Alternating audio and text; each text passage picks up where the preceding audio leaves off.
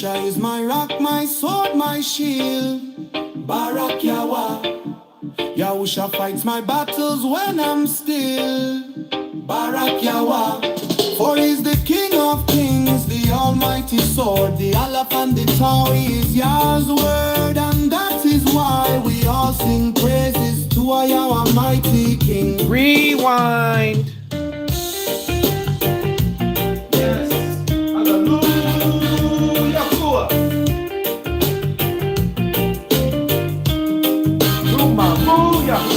Yahusha is my rock, my sword, my shield.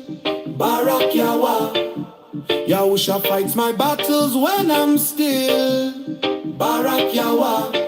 For he's the King of Kings, the almighty sword, the Aleph and the Tau. He is Yah's word, and that is why we all sing praises to our Yahweh, mighty King. Where are the warriors of Yahusha?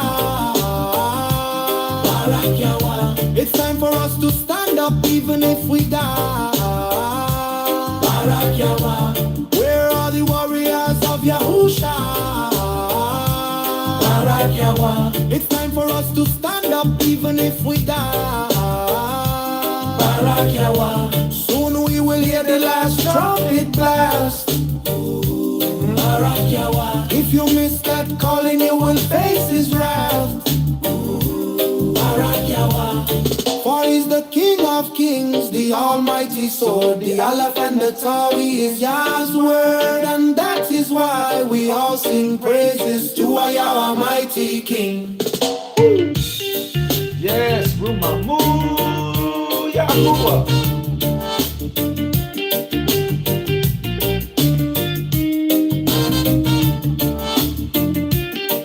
Hallelujah. Barak Yahweh.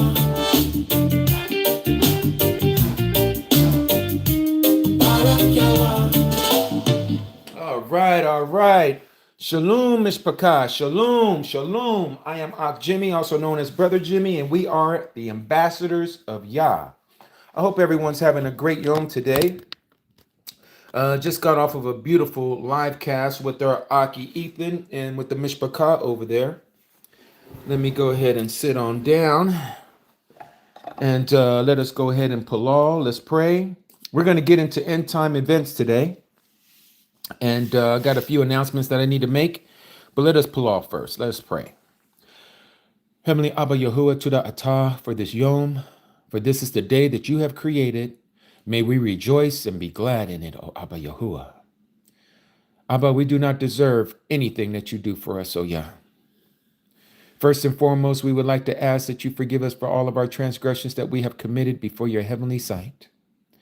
Anything that we have said, did, or thought, O Abba, that was displeasing to you, may we come with humble hearts, repentant hearts, contrite spirits, O Abba. May we come with love in our hearts for one another and for even our enemies, O Yah. As we prepare on this Arak Yom for tomorrow Shabbat, I ask, O Abba, that you prepare our hearts to have that love for one another, to have that humble heart. Abba, that we would continue to seek your word. May you teach us by your Ruach. May we not look to man. May you help us, O Abba, to purge those things out of our lives that is displeasing to you. Abba, we ask that you would lead us and guide us in this study today. We ask that you would also bring in those who need to hear your truth, O Abba. May their ears be open and their hearts be ready to receive your word, O Abba, and not my own. May you speak through me. May you guide me and lead me as I share this message with the Mishpachah. As you always do, O Abba, we give you all praise, honor, and esteem. All Rumamu belongs to you, all Yada Yahuwah, and everything that you do, O Abba. May it all be pleased to you that we give all of ourselves to you, O Abba, and not just a portion of ourselves, but all of ourselves to you. We palal for our Mishpachah, our DNA Mishpachah. We palal for all of our Akis and Akodis all throughout this Arats that call upon your name and seek your face. We just thank you, O Abba. We give you praise. We give you esteem. All of this in the mighty name of your Bane, Yahusha HaMashiach. Amat. Amat. And Rumamu Yahuwah. All right. Okay, Mishpachah. So before we get going, first and foremost, let me just say this. Since our last live that I did earlier in the week, we have met our quota of 50 people. I have to send some of your monies back for those of you who have been sending money. You didn't meet the deadline. I apologize. It's not you. It's just that we just can't handle any more people for Pesach. Okay. So those of you who have sent your deposit or your full amount, I will be returning that to those of you who came in a little late. Now, I don't want to hinder you from coming. If you want to come, you can. But again, you won't be able to stay at the Airbnb. You're going to have to get your own lodging quarters. But if you do come, we do ask that you would send something as far as your food so we can take care of you, because we want to make sure that everyone is able to eat for those 3 days or those 3 nights that we're there. And that you can get a t-shirt. In fact, our Cody sent me a t-shirt. What would you call that, a Cody, Jackie? I don't even know how to say it. Is it a t-shirt? I don't even know what to call it. What would you call it, a Cody, Jackie? C mock-up. Okay. So let me, and it's the sizes. So for all of you who are coming, and even those of you who are not coming, if you want to get the shirt that we're all going to be wearing for Pesach, please do so. I believe it says here that they're going to be $12 plus shipping. So for those of you who are going to be with me at the Pesach, yours is already included in the cost of coming. So don't worry about that. But for the rest of you, okay. So if you're larger than 3XL, you might have to pay a little extra. But I'll let you know if you need a 3XL shirt, I have to get with a Cody Jackie C, because she knows better than I. But all the standard size shirts from small to up to 3X is going to be $12 each plus $2 for shipping per shirt. Okay. So again, those who are going to be with us in Phoenix, yours will be included in the money that you're sending, the $200. And let me go ahead and blow this up so you guys can see. Please take a screenshot of this.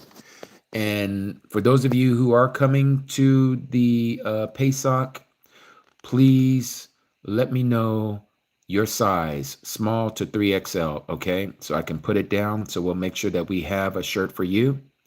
All right. Again, those of you who are coming to Phoenix that have given me your monies, that includes the $200. For those of you who are flying in, for those who are local there in the Phoenix area, you don't have to send over 200. It would just be 100 for the t-shirt and for the food for the 3 nights, okay? Which is very reasonable. I mean, think about it. Where in the world can you go for 3 nights and get a t-shirt and get resting a lodging area for $200? That's just unheard of. So just wanted to put that out there so you understand why it's 200. Okay. Oh yes. And so let me show you guys something else here. So let's go to the shirt. So this is what they're going to look like. I know some of you are not too happy with the color because of the way it lays on your skin, you know, the way it drips on you, right? Okay.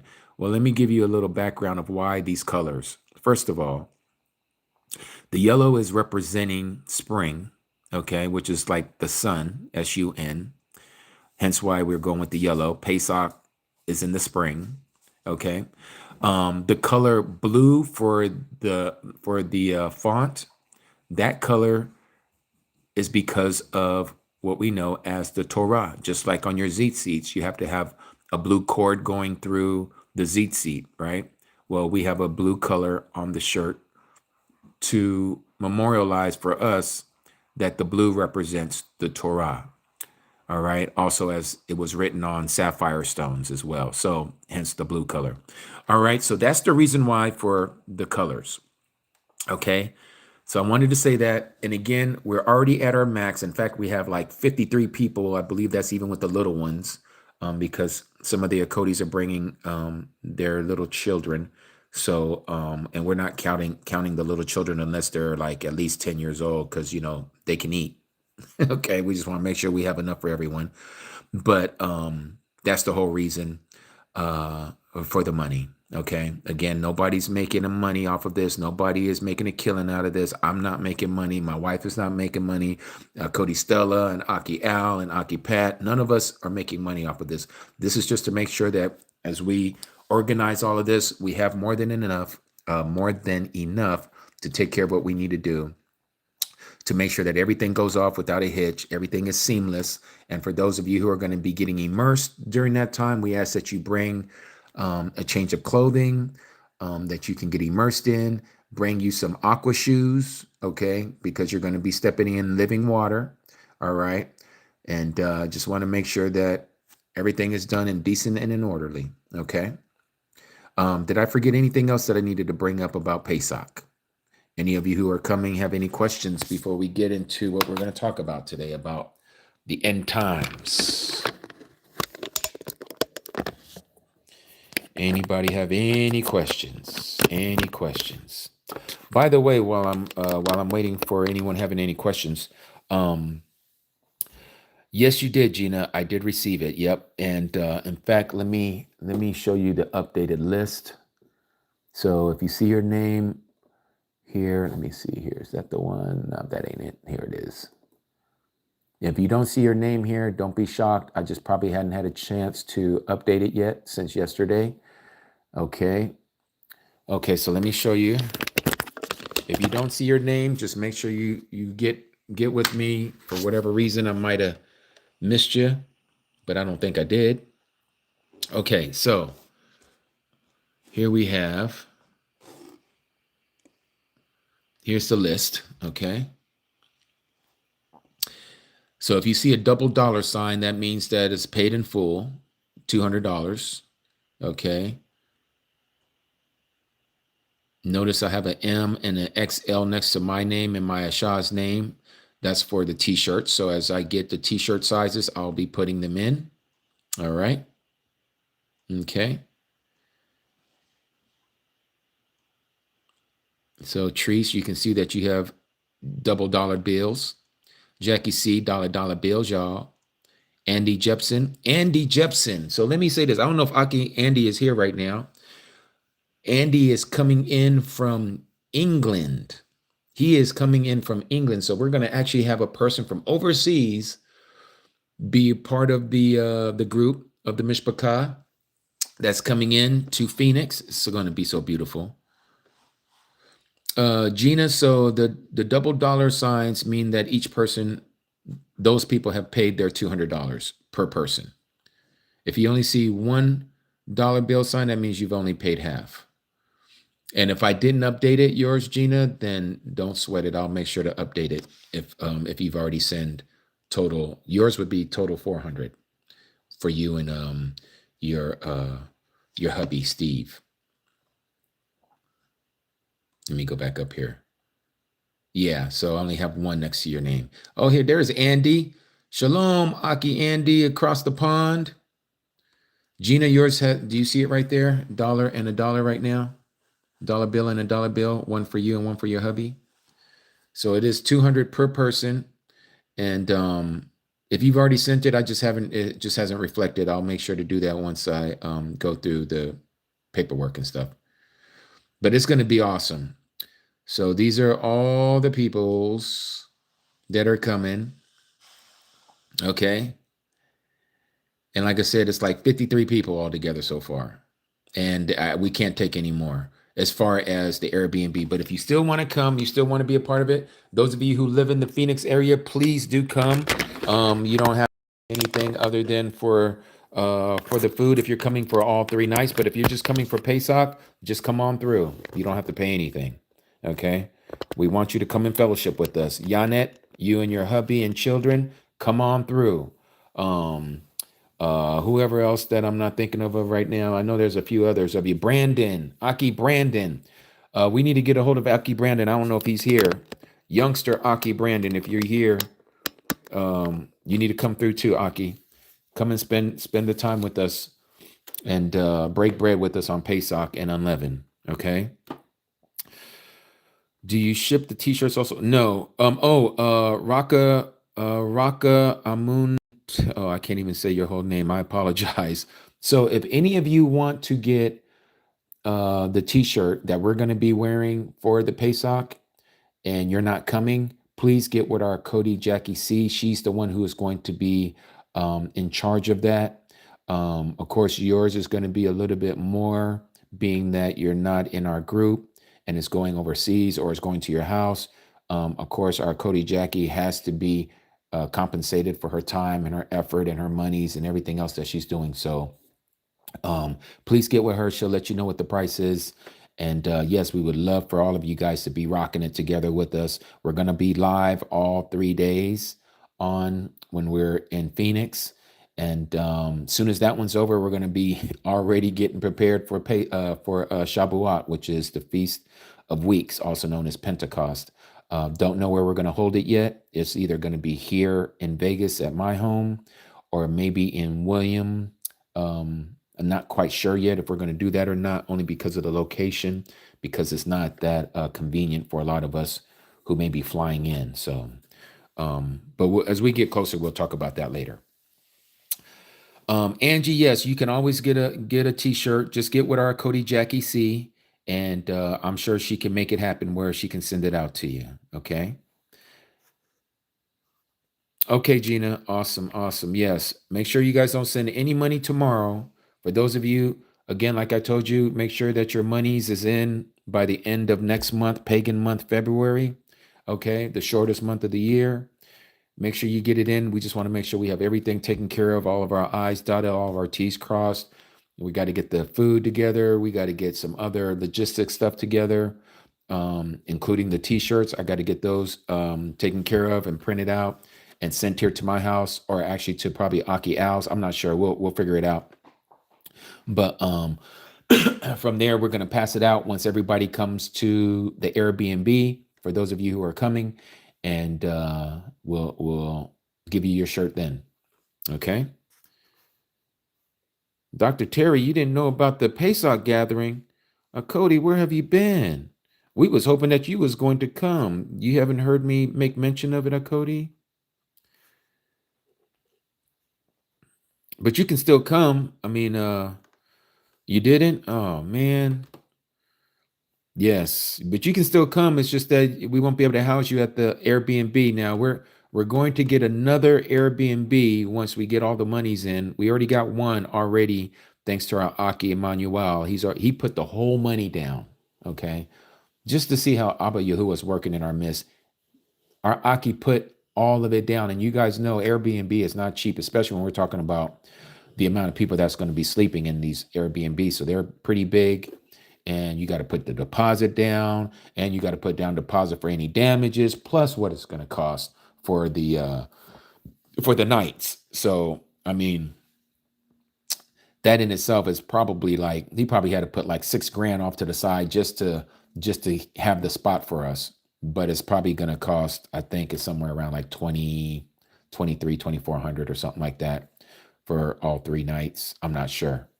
Not quite sure. It might be even 3. I'm not quite sure. But whatever it is, we want to compensate our Aki for that. And we're going to have to get another one so we have enough for everyone to sleep in. So we're going to find that one so it's close to the original location. So the original location is where we're going to have the festivities. The other one is going to be just for the other Akodis and maybe a couple Akis to stay there. Most of the Akis are going to be staying with Aki Patitiyahu and Aki Al, which is going to be me. So just so all you know, those of you who are married, the married couples will not be shacking up together. Okay. We're going to be separated by Akodis and Akis. Okay. So Akodis are going to be staying together and the Akis are going to be staying together. If we have extra Akis and extra Akodis, those are the ones that's going to be in the other Airbnb. But for the most part, we're going to be separated by gender. Okay. So even me and YAH, we're not going to be together. I mean, other than when we come together for the festivities, of course. But as far as where we're going to be resting our heads, we're going to be with the Akis, or I'm going to be with the Akis, and she's going to be with the Akutis, okay, or Akutut. All right. Yes, I'm telling you, it's going to be exciting. It's going to be exciting. It's going to be a great, great time. Okay. All right. So we got the business out the way. Now let's get into the real business while we're here. We're here because of what Yahuwah is doing in our midst, Mishpachah. I am excited, not only because my name is written in the Lamb's Book of Life, you should also be excited because your name is written in the Lamb's Book of Life and it will not be blotted out. Why? Because we're keeping his commandments to the best of our ability, and we have the testimony of Yahusha in our mouth. So all that being said, when we was in Aki Ethan, by the way, I want to promote Aki Ethan's live for those of you who can't get enough of Abba Yahuwah. And when our Aki Ethan comes on, he comes on TikTok. Please look him up. He goes by the name Ethan, Eathan. I hope I spelled your name right, Aki Ethan. If I didn't, please forgive me. But he has like an open forum, kind of like what I do when I go on TikTok. But his is better because he has people from all over the Iraqs. He's got people from South Africa. He's got people over there in Barbados, like our Aki Lester. He's got people down over in other parts of Africa that I might not even be able to make mention of some of the names of the country because I don't know how to pronounce it. But that's the international group. And I appreciate Abba Yahuwah using our Aki Ethan in such a wonderful way. Ethan. Cree, you're like, what? Are you making fun of me, Cree? Because did I spell it that way? I spelled it wrong, didn't I? I meant to spell it as Ethan. That's the way his name is spelled. My bad. Yes, is that it, Jackie? Jackie C. Ethan Wilson, 4439.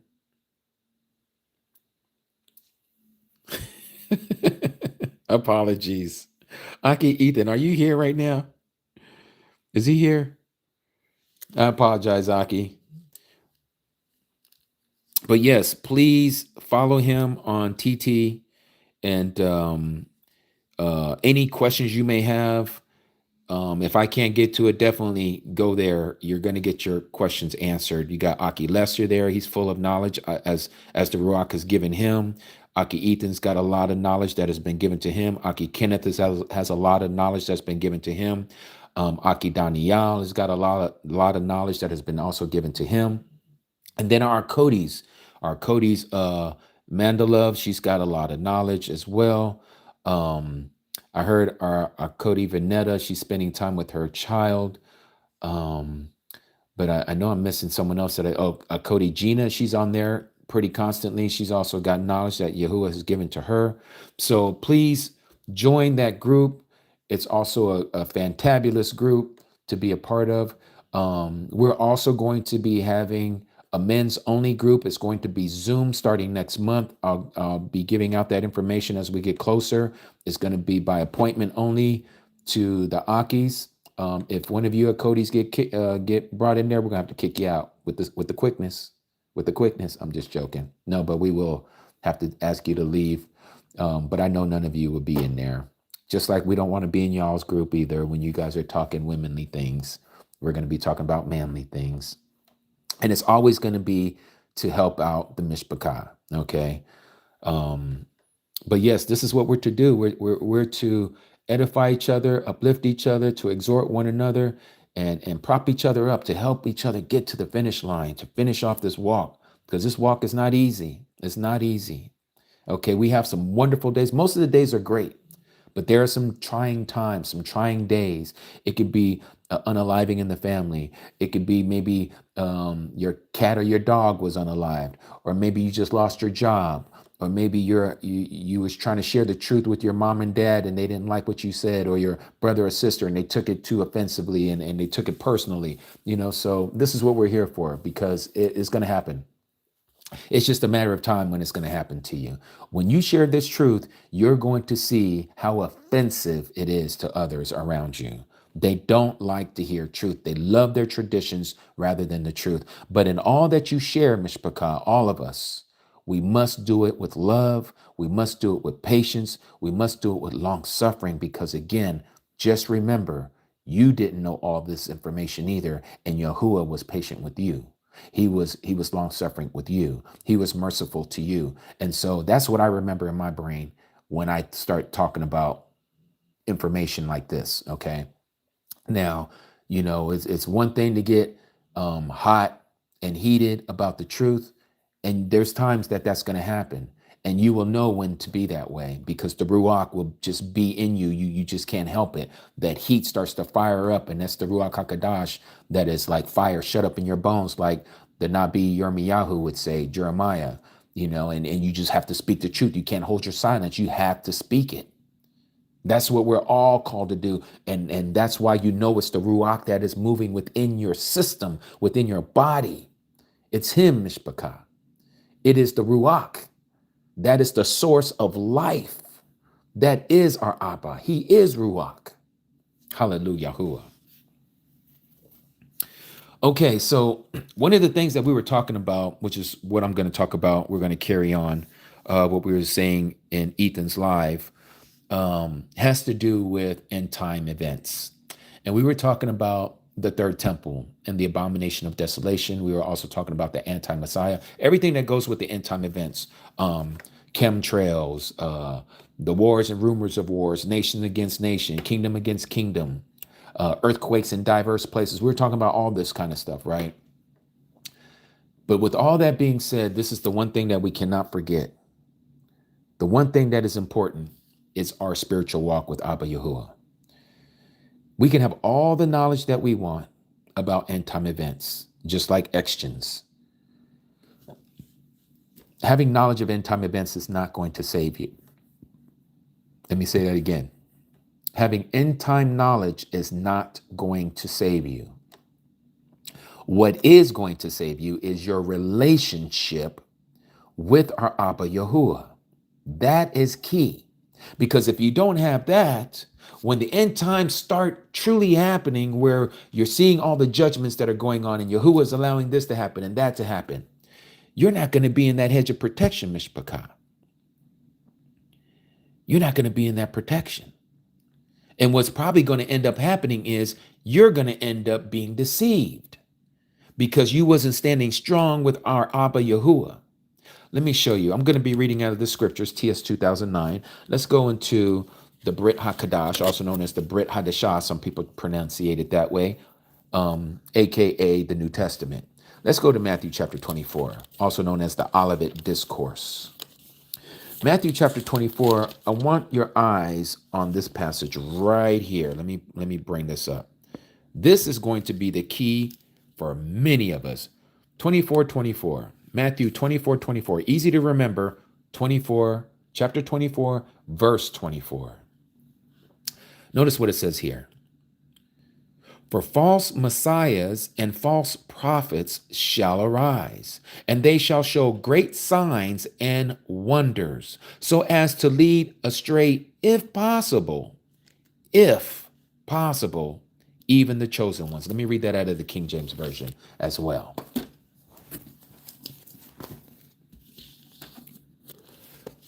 Same passage, 24:24. Let's read this. For there shall arise false messiahs and false prophets, and shall show great signs and wonders, insomuch that if it were possible, they shall deceive, the other translation said, astray, the very elect, the chosen ones. This, my friends, is not talking about the Jewish people in Israel.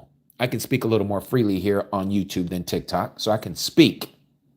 Now, in Christianity, they always told us that the elect ones was the Jewish people. God's chosen people. No, this is talking about you and me. This is not talking about some fake people. This is talking about those who know the Messiah and keeps his commandments. That's who he's talking about here. Again, if is the key word. If it were possible, they shall deceive the very elect. Who is they? It's these people up here, the false messiahs and the false prophets. Who's the false anointed ones? And who are the false ones who were sent out? So many of us have been a victim to them already in Christianity and in Islam and in Buddhism and in Taoism and all the isms that you can think of. The only truth is the way. That's it. That's why the Messiah says, I am the way, I am the truth, I am the life. No one comes to the Father except through him. He is the only way. No other direction, no other road can you take but him. This is why it is so important to understand how you are to walk this out. Again, having knowledge of end time understanding is not going to save you. It's going to be your walk with Abba Yahuwah. Because you and I can be taken out right now. We could breathe our last breath right now. But here's the beauty about the end time events. Because you see, we were told to know these things. Let me read back out of the scriptures.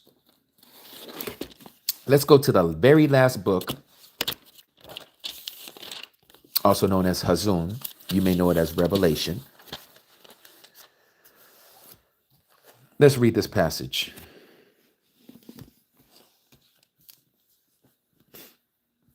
This is chapter 28, starting at verse 18. Okay. For I witness to everyone hearing the words of the prophecy of this book. What book? The book of Hazon, the book of Revelation. Again, for I witness, I testify to everyone hearing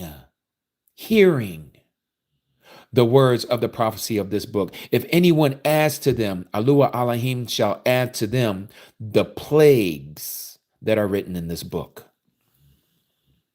And if anyone takes away from the words of the prophecy, Alua Alahim shall take away his or her part from the book of life and out of the set apart city, which are written in this book. Again, the book of Hazon, also known as Revelation.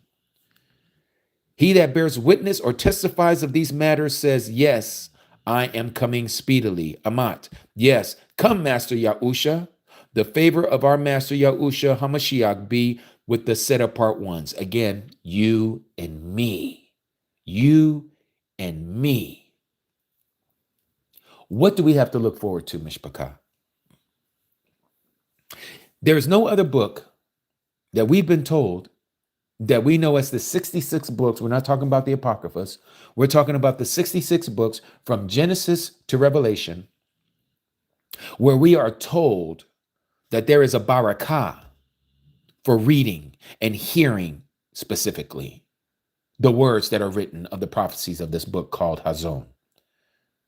You don't hear it anywhere else in any other writing but this one particular book.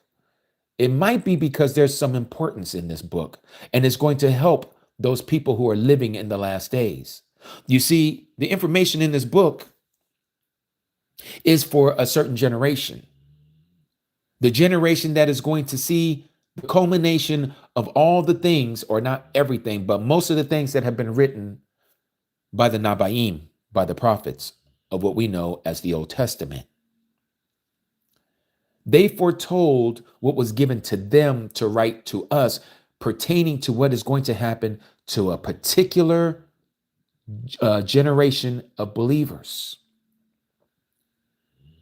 Now, there's many people who are reading out of this book called the Book of Revelation, but do they have the understanding? You can have all the knowledge, all the information of end time events, but if you don't have the understanding of what you are reading, and I'm not claiming to have all the understanding, but if you don't have understanding of what you are reading, you're just as lost. You're just as lost. Now, many of us, Yahuwah has been revealing things incrementally to his people, like the calendar. The calendar is very crucial, family. Why is the calendar so crucial? Let me give you some examples. Let's go to the beginning here. Let's go to Revelation chapter 12. Here we start to see about some dates and some numbers, okay? Very, very intriguing information here. Notice here in Revelation chapter 12, it speaks about this woman in verse 6. And it reads, "And the woman fled into the wilderness, where she has a place prepared by Alua Elohim," which you're hearing me saying, for those of you who don't understand, when I say Alua, that is Almighty, Elohim, plural. So when I'm saying Alua Elohim, I'm saying the mighty of mighty ones, okay? Where she has a place prepared by Alua Elohim, the mighty of mighty ones, to be nourished, to be taken care of there for 1,260 days. Right there, 1,260 days has to do with the calendar. If you are using the calendar that we have all come accustomed to since our birth, you're using the wrong calendar. Hence, you won't understand this prophecy. If you're using the so-called Jewish calendar, the Hillel 2 calendar, you won't understand this prophecy. If you're following the moon as your calendar, your so-called lunisolar calendar, you won't understand this prophecy. The only calendar that you will understand this prophecy from is Yahuwah's calendar that was given to Enoch and was also given to Masha. You may know him as Moses. All throughout, from Genesis chapter 1 to Revelation chapter 22, the calendar of Yahuwah is being used. This is why we can't make sense of some of these prophecies, because we're using the wrong time system. We're using the wrong calendar system.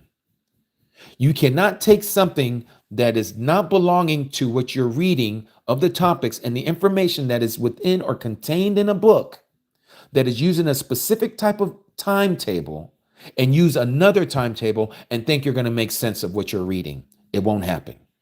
It will not happen. You need to follow his calendar. And this is what has happened in our last days. It started right around, I want to say, in the early 2000s, that people started seeing a pattern. And it had to do with the Dead Sea Scrolls.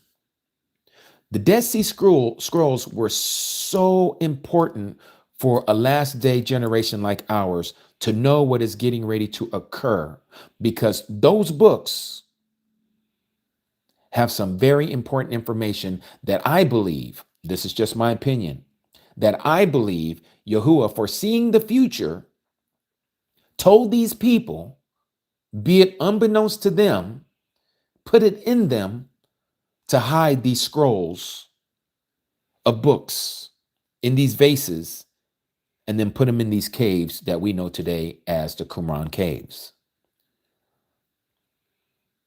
Those scrolls are very, very important to us now. Without those scrolls, we wouldn't know the true calendar today. This is the reason why they didn't canonize the book of Jubilees. They didn't canonize the book of Enoch. Those two books alone has given us the understanding of the restored calendar to understand passages like this in Revelation chapter 12 and also Daniel chapter 12. So speaking of Daniel, let's go to Daniel real quick. Daniel chapter 12. Speaking of our time right now, notice what it says here in chapter 12, verse 4. Let's read this together.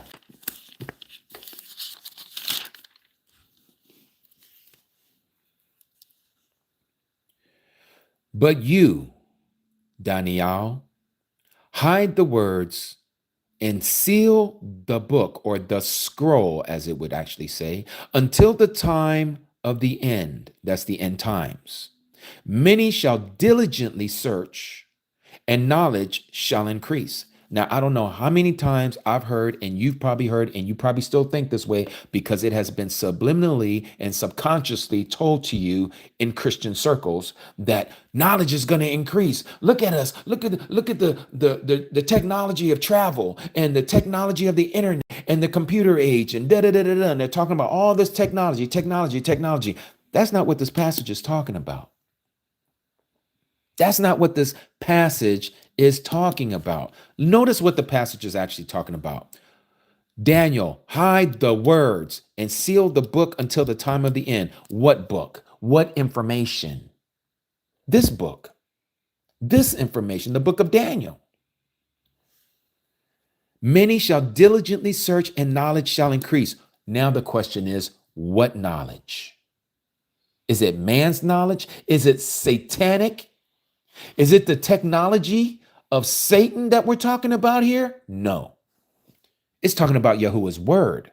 It's about the understanding of his word, to unseal his book, to unseal the understanding of the information of his words. That, my friends, is what happened with the Dead Sea Scrolls. The Dead Sea Scrolls was that treasure trove of knowledge that we needed to understand that the Tanakh, what people have mislabeled and misnamed the Old Testament, because there's nothing old about it. It is still relevant today. The Tanakh, the original Testament, was what we got out of those Dead Sea parchments, those Dead Sea Scrolls. No New Testament books, only the Old. And some that we didn't even know that should have been a part of our so-called canonized scripture. But you see, the people who are in power don't want us to have certain information, as they don't want us to have it today. They want us to be dumbed down. They want to thwart us from the truth. They want us to be all busy with all these distractions while the truth is hiding in plain sight. And so as we get into the Dead Sea Scroll, or not the Dead Sea Scrolls, into the end time events, as we're going to be talking about today, I want you guys to understand something. What you're going to hear, you're not going to understand it right away. I didn't understand it right away. Some of you are going to get it because of your understanding already that Yahuwah has given you. Some of you might not get it, but don't get upset. Don't be pulling your hair out because you can't seem to wrap your mind around it. It's not always easy to understand Yahuwah's words, but this is why he tells us to dig deep. He says to ask, and it shall be given. Seek, and you shall find that information. Knock persistently, consistently, and the door of the knowledge of your brain shall be open to receive that knowledge of that information, so you have understanding. People read all day long. I can't tell you of countless of times. Just think about anybody who, like somebody who's older than you. It might be your grandma, your grandfather. They've been in Christianity longer than you've been alive. And some of us is 40, 50, 60 years old, and some of them are still living, and that's all they know is Christianity. They don't know half of the information you and I know right now. Why? Because they've been put into this box. They've even put who they believe is the creator in a box. And so they're not getting any new revelation. They got the same ingredients. They're eating the same bread over and over and over again. So you know what's happening? They're spiritually malnourished. They're spiritually malnourished. They're not eating the word, every word that proceeds out of the mouth of Abba Yahuwah. You can't eat the same meal over and over and over and over and over and over again and think that you're going to get some new revelation. It just doesn't work like that. You have to be a student of the scriptures. You have to have a little more understanding than those that are around you to know this information. And you got to have the zeal for it. I don't know how many emails I've received from people who said, I used to never like reading. I used to never read Abba Yahuwah's word. When I was in Christianity, I would just go there because I was told to go, maybe by my parents or maybe my girlfriend or my wife or whatever, or I just wanted to go because it made me feel so-called God. Felt like you accomplished something by walking into that building. But what did you learn? What did you receive? Did you receive the truth or did you receive tradition? If you're being real with yourself, you're going to find out that you have actually accepted and received a lot of tradition. There's some information, and I'm going to play something here for you guys. This is how most of us think. Let me pull this up. Give me a second. But this is how most of us think because this is what we all been taught, okay? Now, it's not your fault. It's not your fault when you don't see what you don't understand. Because if somebody hasn't told it to you, how could you know this truth? But this is what most of us have been taught. Let me show you what I'm talking about. Let me play this.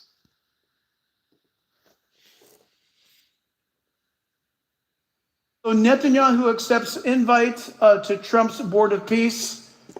I don't know much about that, except today Trump invited the Pope onto the Board of Peace. I got to clean my screen. That's For those a little dirty. of you who do know Bible prophecy, it's like, what?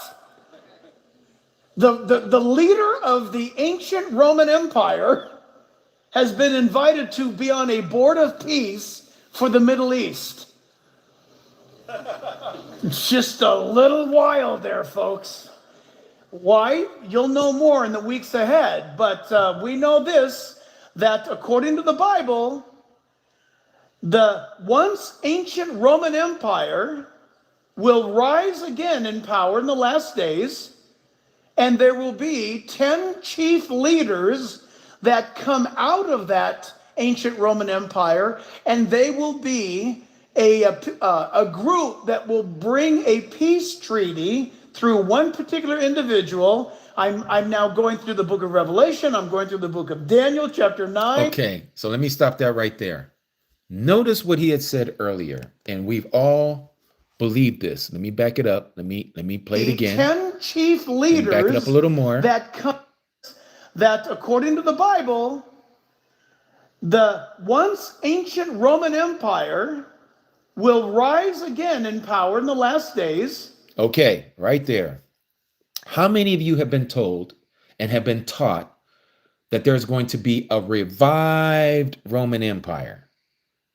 How many of you have been taught that? Give me a 7 or a 1. How many of you have been taught that there is going to be a revived Roman Empire? Yep, I see that, Mary.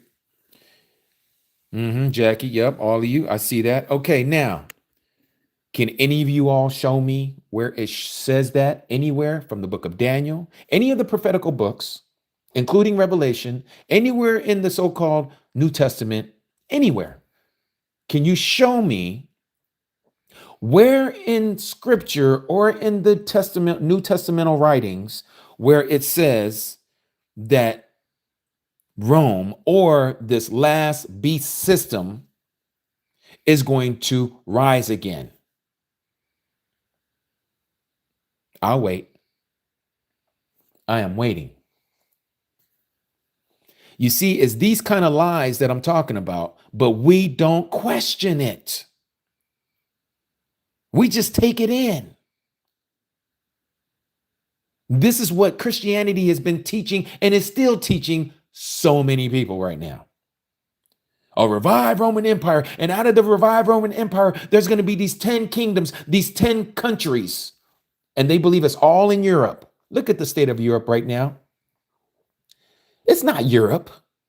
It never was Europe. But again, this is what I'm saying when you don't understand end time prophecy. You can read it all you want, But if you don't have the Ruach HaKodesh, for those of you who don't know what I just said, if you don't have the set apart spirit, the spirit of Yahuwah, the creator, you won't have understanding. You won't have understanding. You're just getting information. You're getting knowledge that is increasing in Christian terms, but not according to Yahuwah's terms. Let's read some more, or let's hear some more, because he's not done. There will be 10 chief leaders that come out of that ancient Roman Empire, and they will. Okay, so now this is the part that he doesn't understand. Rome is still in existence, yes. Did it ever fall? No, it dispersed. Okay, we're here in the book of Daniel. Let me read this passage for you.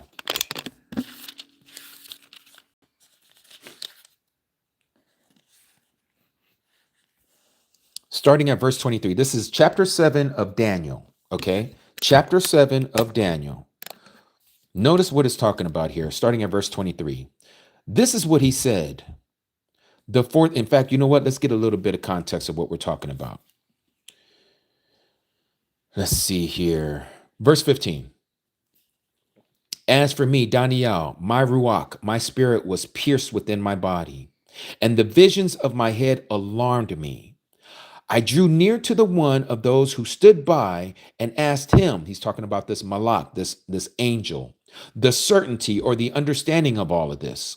And he, this angel, spoke to me, Daniel, and made known to me, Daniel, the interpretation of the matters. Verse 17. These great beasts, which are four kings, which rise up from the earth. Okay, some translations will say 4 kingdoms. To be a king, you must have a kingdom. So they go hand in hand. Okay, so it's talking about the same. 4 empires, however you want to put it. And then it goes on and says, we're going to skip verse 18. We're going to go straight into the information here, because when you're reading this, the blue that I have here underlined, these are parenthetical pauses. What I mean by that is if you was to leave those out, you will continue on with the thought process of the reader or the writer. Okay, in this passage, we're talking about Daniel. So verse 17, these great beasts, which are four sovereigns, which rise up from the earth. Then I desired certainty concerning the 4th beast, which was different from all the others, very fearsome, with its teeth of iron and its nails of bronze, which devoured, crushed, and trampled down the rest with its feet. And concerning the 10 horns that were on its head, and the other horn that came up, before which 3 fell. This horn, which had eyes and a mouth, which spoke great words or pompous words, some of your translations will say, whose appearance was greater than his fellows. So physically, he looks different. I was looking, and this horn was fighting against the Kadashim, the set apart ones, the Talmudim, the disciples, those who are believers, the saints, as you may know them, and prevailing against them. Okay, this goes in hand with Revelation chapter 13. Let's continue, skipping verse 22. This is what he said. The 4th beast is the 4th kingdom on the earth, which is different from all the other kingdoms, and it devours all the earth. Listen to this. And it devours all the earth. It didn't fall down. It tramples it down, tramples the earth down, and crushes the earth.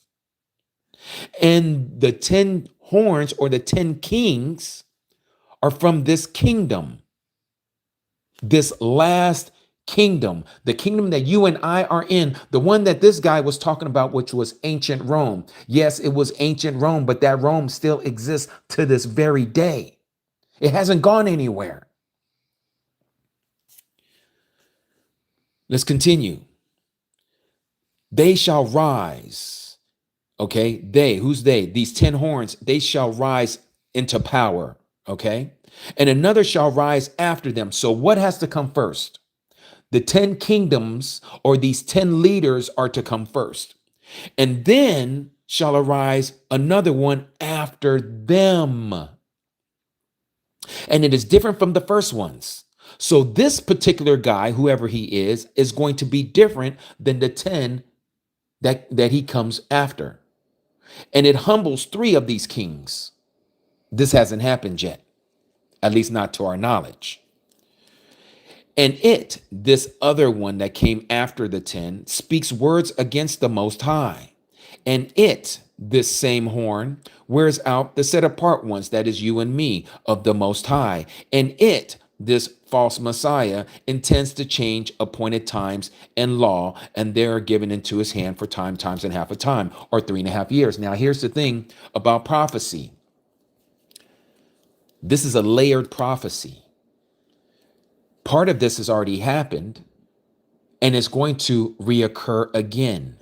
We were talking about the abomination of desolation earlier, and I don't want to confuse some of you who are listening, but the abomination of desolation, we're going to read about it in Matthew chapter 24. We're going to find out where the location of it comes from, which is Daniel chapter 9. And then we're going to find out how this has occurred more than once, this abomination that causes desolation. Why does it happen more than once? What is the meaning of this? I'll tell you what I believe it is. This is just my opinion. If you wanted to trick someone or make them think that it's getting ready to go down right now, and it wasn't going down right now because you needed to make sure that you catch them off guard, the element of surprise. Satan is trying to figure out Yahuwah's plan. He's trying to thwart it.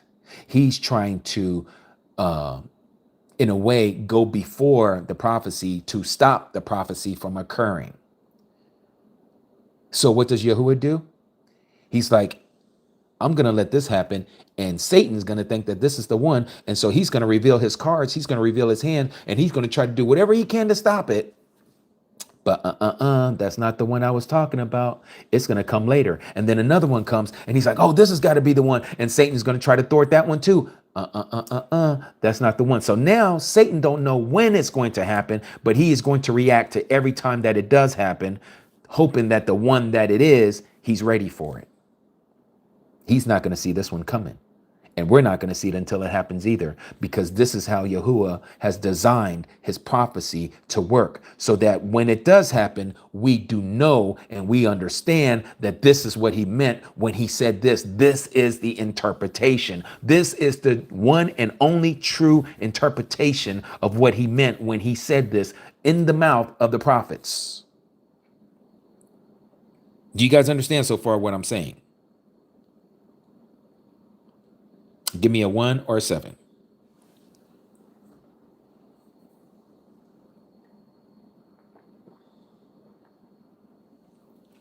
All right. So now notice, this is what I'm talking about. This is what's already happened in the past. And they shall rise, and another shall rise after him, and it is different from the first ones, and it humbles 3 sovereigns. And who's it?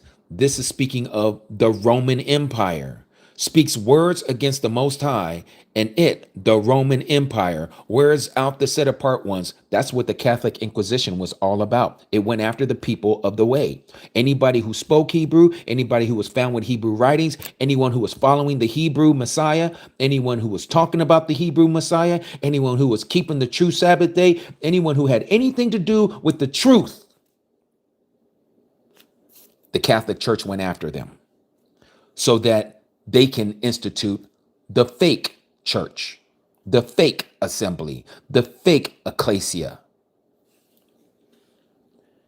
And it intends to change appointed times, hence your holidays, all the holidays, appointed times. What's appointed times? They're feast days, they're high days. They changed the appointed times. Who changed the appointed times? Rome changed the appointed time. This same fourth beast changed the appointed times. It took us off of Yahuwah's standard and gave us their standard. No longer are you going to worship him on this calendar according to this calendar. You're going to follow him with this calendar, and we're going to give you a new religion, and you're going to think it's the old religion, and we're going to put a new label on it, and that label is going to be called Christianity with the new Messiah, and his name is going to be changed to Jesus, and we're going to give you a new title. Instead of calling him Messiah, we're going to give you Christ. All of this was changed by this fourth beast. This fourth kingdom that is still in our midst and has not gone anywhere. There's nothing getting revived. It's here. It's alive and well. Oh yeah, I see some of the extras then exited out. It happens all the time. It happens all the time. But for those of you who are still listening, it's for you to hear this message, because some of you, you're not ready for this. Some of you want to stay in the dark. Some of you don't want to know the truth because the truth is scarier than fiction. And I'm not saying that just to be saying that, because once you understand that you and I have been living in this fourth beast for quite a while, okay? This beast has been going on since the days before our Messiah even came on the earth in the flesh. Rome, it was already in power. We're looking and living in the fourth beast, the beast that Daniel says he was looking at it in awe, like, I marveled at this beast. What could this beast, how is Yah going to allow this beast to continue on lying to everybody that they are the truth? And they've taken it and changed the whole belief and gave us this new religion called Christianity. How long is Yahuwah going to allow this to occur? How long is this institution going to go around and literally unaliving people to make them line up with their belief system? This is what this is all about. This is what's going on right now. And so not only did they change the holidays, the appointed times, but they even changed the law, the Sabbath day. They changed the law. Oh, you don't have to worry about bowing down to idols and images. No. We just removed that law. Nope, we're going to change the law. Remember last week I showed you the 10 commandments according to the Catholics and the 10 commandments according to scripture? They took out the second commandment, which says that you are not to make any graven idols or images of anything in the heavens or anything on the earth or anything underneath the earth. They removed that. Why? Because they are all worshipers of idols. They're kissing idols. They have them in their homes. They're praying to them. They got rosary beads. They're doing all this stuff. Their prayer beads. They're doing all of this, changing and defying the laws of Yahuwah. This is the empire that has done this. If you don't understand this and you're listening to people like this, no wonder why we're lost. No wonder why we don't understand what the truth is. Let's continue. Let's hear what he has to say. A group that will bring a peace treaty through one particular individual. I'm now going through the book of Revelation. I'm going through the book of Daniel, chapter 9, Daniel chapter 2, Daniel 7, Daniel 8, Daniel 11. Wow, you could just go on where the Bible says that once Roman Empire will come back. Did you know the Roman Empire was never defeated? Do you all know that? The Babylonian Empire, they were defeated by the Medo-Persian Empire. The Medo-Persian Empire was defeated by the Grecian Empire. The Grecian Empire was defeated by the Roman Empire. This is true. The Roman Empire got so big that they just simply fragmented. That's the lie. That's no the one lie ever right conquered there. the Roman Empire. No one hasn't conquered the Roman Empire, but it just didn't fracture. It didn't fracture. Just like what the Messiah says, any kingdom that is divided against itself shall not stand. Okay? This Roman Empire, which still exists right now, is still standing, and it has order. Satan is ordering everything that is happening right now on this earth. He's orchestrating it, and Yahuwah is allowing him to do so. Why? Because he needs to allow Satan to finish off his work, which is going to go along with Yahuwah's will. because there are going to be those who are going to follow the lie, which is the majority of the earth, and there's going to be a handful remnant who is going to follow Yahuwah. His Bible, we shall see in the weeks ahead, God has never taken the Roman Empire off the playing field. It's always been on there. Mm-hmm. Isn't that interesting to think? So what are you talking about? Bible prophecy. It's just been sitting there. Nobody's been paying attention to it. I don't know. When the news pops up, when the Pope is appointed to a board of peace, it just kind of gets your attention. So he's talking about this board of peace that President Trump has put together, and he has it being led by his son-in-law, Jared Kushner, or Jared Kushner, as they say in the English.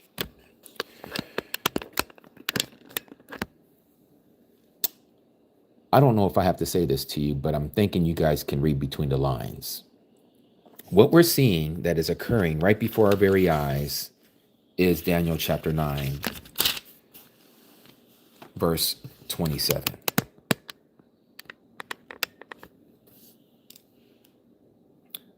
Daniel chapter 9, verse 27 says, "And he shall confirm an agreement with many for 1 week. And in the middle of the week, he shall put an end to slaughtering and meal offering. And on the wing of an abomination, he shall lay waste even until the complete end, and that which is decreed is poured out on the one who lays waste." Now, this is the passage that I was talking about earlier, that it has occurred more than once. Okay? The problem is that we need to figure out which one it is when it is to occur. Now, we know that it is coming because we are living in the time for the next one to occur. But when this next one does occur, it's going to fulfill this to the T. Let me show you what I'm talking about here. Let me pull up this other one here real quick. The one that happened, the very first one that happened. Okay, give me a second.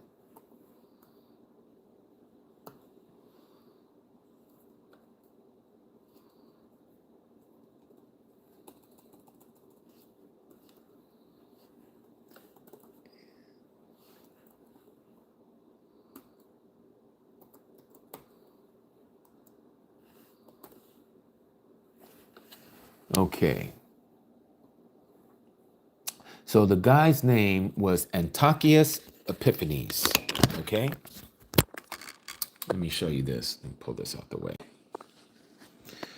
Antiochus Epiphanes was a king of Seleucid Empire from 175 BC until his death in 164 BC. Notable events during Antiochus's reign includes his near conquest of the Ptolemaic Egypt, his persecution of Jews. We're not talking about the Jewish people. We're talking about the true Jews that he had persecuted, okay, of Judea and Samaria.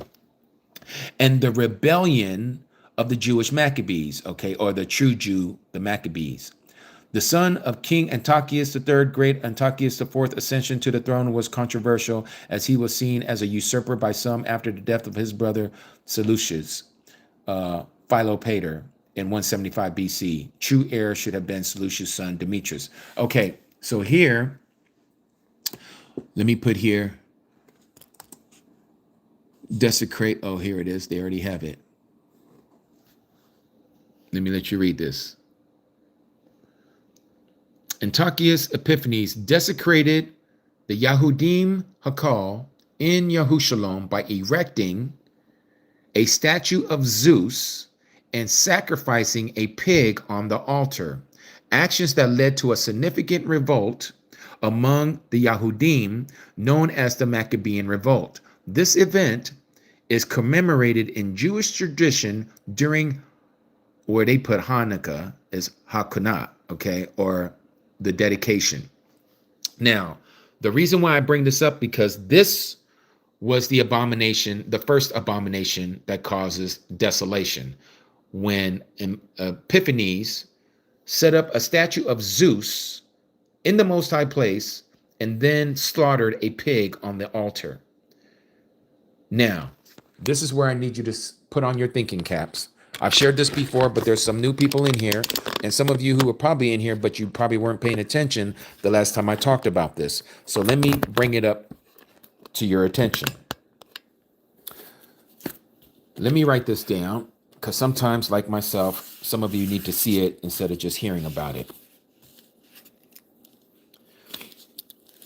Now, remember what Antiochus Epiphanes did. He set up a statue of Zeus. That was the first thing he did, okay? And he did this in the Most High place, okay? In the Most High place. I'm just going to put the Most High place. I'm going to put most place here. You guys know what I'm talking about, just for the sake of what we're talking about here. Now, that was in the Most High place. But in front of the Most High place at the temple is the altar. And he sacrificed a pig on it to Zeus, okay? This is an abomination right here. But it doesn't end there. We are the temple. You and I are the temple. And we, through Christianity, have been told to ask JC to come into our hearts. We confess him with our mouth, and so we are saved, according to Romans chapter 10, verses 9 and 10. Okay? But here's the problem. We've changed the name.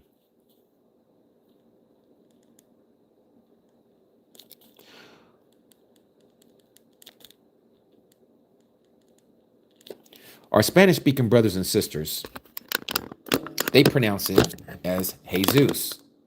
Okay? Zeus. We're also told through Christianity, because of the way people read the books, especially the New Testament, you can eat anything that you want. You don't have to worry about dietary laws.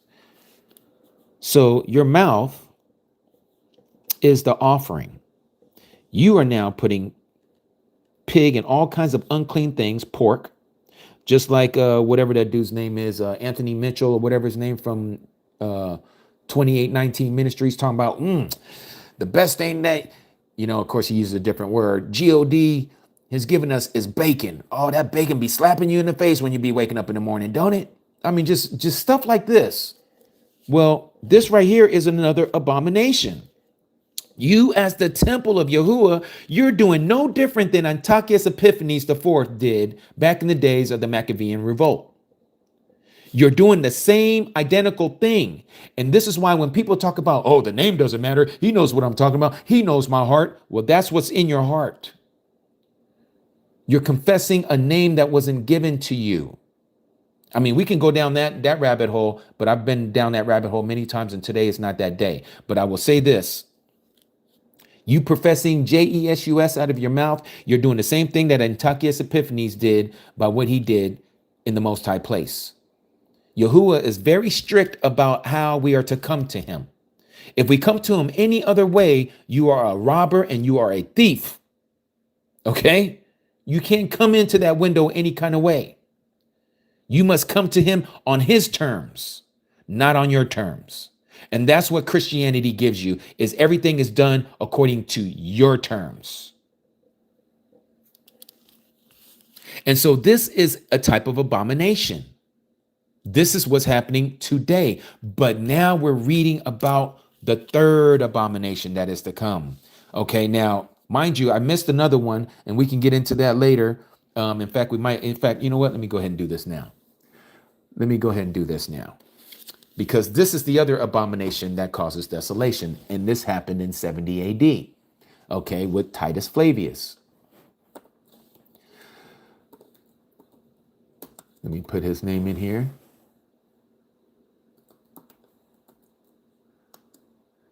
Titus Flavius. Desecrating the temple.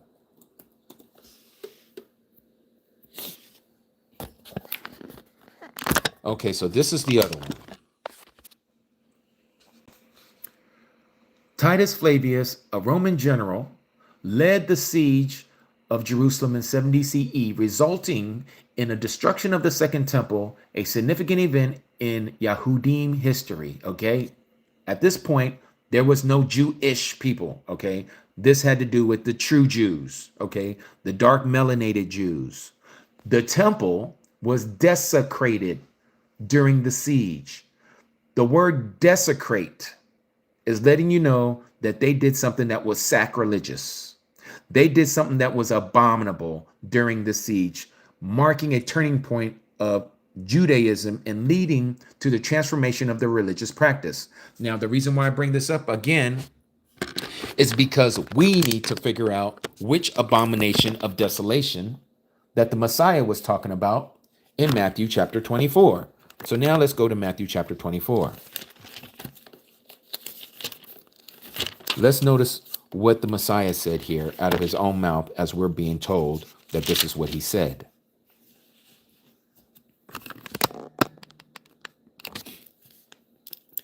Verse 15, Matthew 24, verse 15. Let me bring this down a little bit. And let me bring it back out just a little so it's not so close to my face. Verse 15, so then when you see the abomination that lays waste, some of yours will say desolation, spoken by, there's Daniel, the prophet. So this takes us back to Daniel, okay, his book. Set up in a set apart place. Notice that, set up in the set apart place. He who reads, let him understand. So what are we to understand here? When it's set up in the set apart place, when the Messiah said this, Antiochus Epiphanes, he did what he did. Okay, that happened in the 107, 160 something BC. That was 160 something years before the Messiah came in the flesh. So he couldn't have been talking about that one when he's saying this here about the abomination that lays waste. Could he have been talking about the one that was going to happen 40 years later, where he says not one stone shall be left upon another until all of it comes down? Is that the one he's talking about? Well, it can't be if that didn't change in him bringing his not only his second coming, but his kingdom here to the earth. Because if you continue to read this, all of this continues on into the great tribulation. Here it says the great distress. But we know that the great distress or the great tribulation is going to end, as it says here in verse 29 of Matthew, and immediately after the distress of those days, the sun is supposed to be getting dark. The moon doesn't give us light. The stars fall from heaven, but all that is still up in the sky. And nowhere in historical records do we ever find of the sun going totally black, the moon not giving its light, and the stars falling from the stars are still up there. Every night you go out there and you look, unless you got sky pollution or light pollution and you can't see it, but they're still up there. Talks about how the whole earth is going to see him coming back. That hasn't happened, but there's people who want you to believe that it already happened and already occurred. Talking about, Tartaria and all these other buildings in the mud flood and all this mess. Another throw off. This is the confusion of Satan.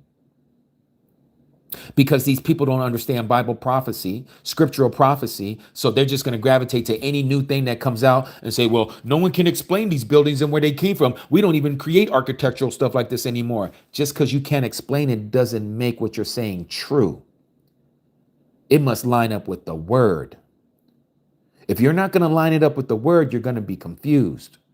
And for those of you who are listening to me, you can go and look into and you can find whatever it is that tickles your fancy. You want to believe that aliens already then came down and that we're a race of aliens. You're going to find somebody who believes that on TikTok and on Instagram and on YouTube. Mark the word. Go look for it. I guarantee you're going to find somebody. Just like the people that are talking about right now about the second Exodus and how these ships are going to all of a sudden just appear on our shorelines. Don't ask no questions. Just get on the ship. Are you insane? Are you crazy? And there's people that's following this kind of information, this dumb nonsense.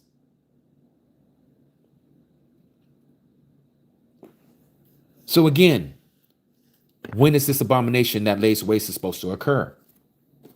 It's something that's going to happen in the future. And we know it's going to happen in the future because even here, the Apostle Shaul, when he said this in 2 Thessalonians chapter 2, he wasn't saying this as something that was going to happen in his lifetime. There's people that are arguing about that. Oh, well, he was talking about his lifetime. No, he wasn't. No, he wasn't. Maybe when he first started his ministry, he didn't quite understand and he was saying things, but no. Later on, it was given to him and he understood very clearly. So let's go to 2 Thessalonians chapter 2. Let's read this passage right here. And you're going to see some verbiage that sounds very similar to what we just read in Matthew chapter 24. This is 2 Thessalonians chapter 2, starting at verse 3. Let no one deceive you in any way, because the falling away is to come first. And the man of lawlessness, your translation may say the man of perdition, is to be revealed. So this anti-Messiah, this false Messiah, he's going to be revealed to us, not to the world. The world will have no idea that this is the man of sin. What do we mean by the man of sin? The man of sin means that he does not follow the law. What is sin? The transgression of the law. He doesn't follow the Torah. He's the man that is Torahless, the man of sin, the man of Torahlessness. He has to be revealed first, okay? Who opposes and exalts himself above all that is called Alua Alahim, or that is called a deity, if you will, or that is worshipped, so that he sits as Alua Alahim in the dwelling place of Alua Alahim, showing himself that he is Alua Alahim. Notice that it says here that he is going to be sitting in the dwelling place. In the dwelling place? When we think of the dwelling place, it's just like what Christians be thinking. Oh, well, that means that it has to be the third temple is going to be erected in the exact same spot as the first and second temples. No, it doesn't. The fact that it's in proximity, it's in Jerusalem, it's in the set apart place. The whole city is his city. The whole place is set apart. The whole place belongs to him. In fact, the whole earth belongs to him, but specifically the city of Jerusalem. It is called by his name, Yahushalom, not Jerusalem. That's Germanic. So he is going to be sitting in the place where he's not supposed to. This is the abomination that causes desolation. This is why when you continue to read, he says, do you not remember that I told you this while I was still with you? And now you know what restrains, what is holding it back from happening for him to be revealed in his time. For the secret of lawlessness, what is this? The secret of lawlessness? The mystery of perdition, or the lawlessness here is what has to do, or no, excuse me, it says the mystery of iniquity in some of your translation. The word iniquity has to do with falling away from not following Yahuwah's laws. It's just not any law of the land or somebody just being evil. No, this is a person who specifically goes out of their way to not follow the law. Sounds familiar, Christians? It should, because that's what we've been taught. Christianity teaches you are not to follow the law because the law has been done away with. The law ended in the Messiah, or they say the word Christ. The Messiah never told you that, and nor will you find anyone that says that. Even in the letter of Shaul, when he says that the Messiah is the end of the law, what is he saying? You got to go deep into what he's talking about. You just don't read it from the surface level and say, yeah, because if you're reading it that way, surely it does say that. But what does it mean to no longer be under the law? Because the law hasn't gone anywhere. This is a fact. And we know the law is going to continue on forever because he says his word is eternal and his word is the law. So what is he talking about? He's talking about being under the death penalty for breaking the law. That's what we're not under anymore. This is what they're not telling you in Christianity because they have a surface level of understanding and they don't know how to go into the deeper matters by the Ruach, by the Spirit, because it is the Spirit that reveals the truth to you, not your man, not the woman who has got stilettos on, walking around, prancing around behind a pulpit. They don't know the truth.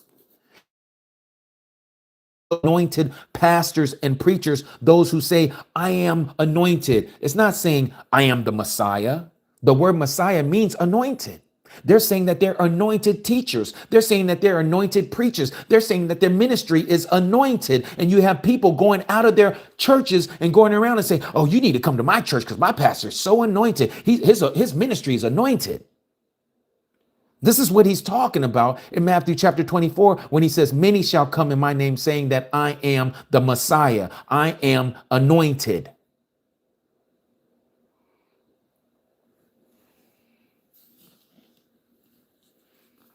And so here you see in verse 7, for the mystery of iniquity, or the secret of lawlessness, which is to be without the law, is already at work. This is what Paul was dealing with back then, before Constantine even got a hold of what they call now Christianity.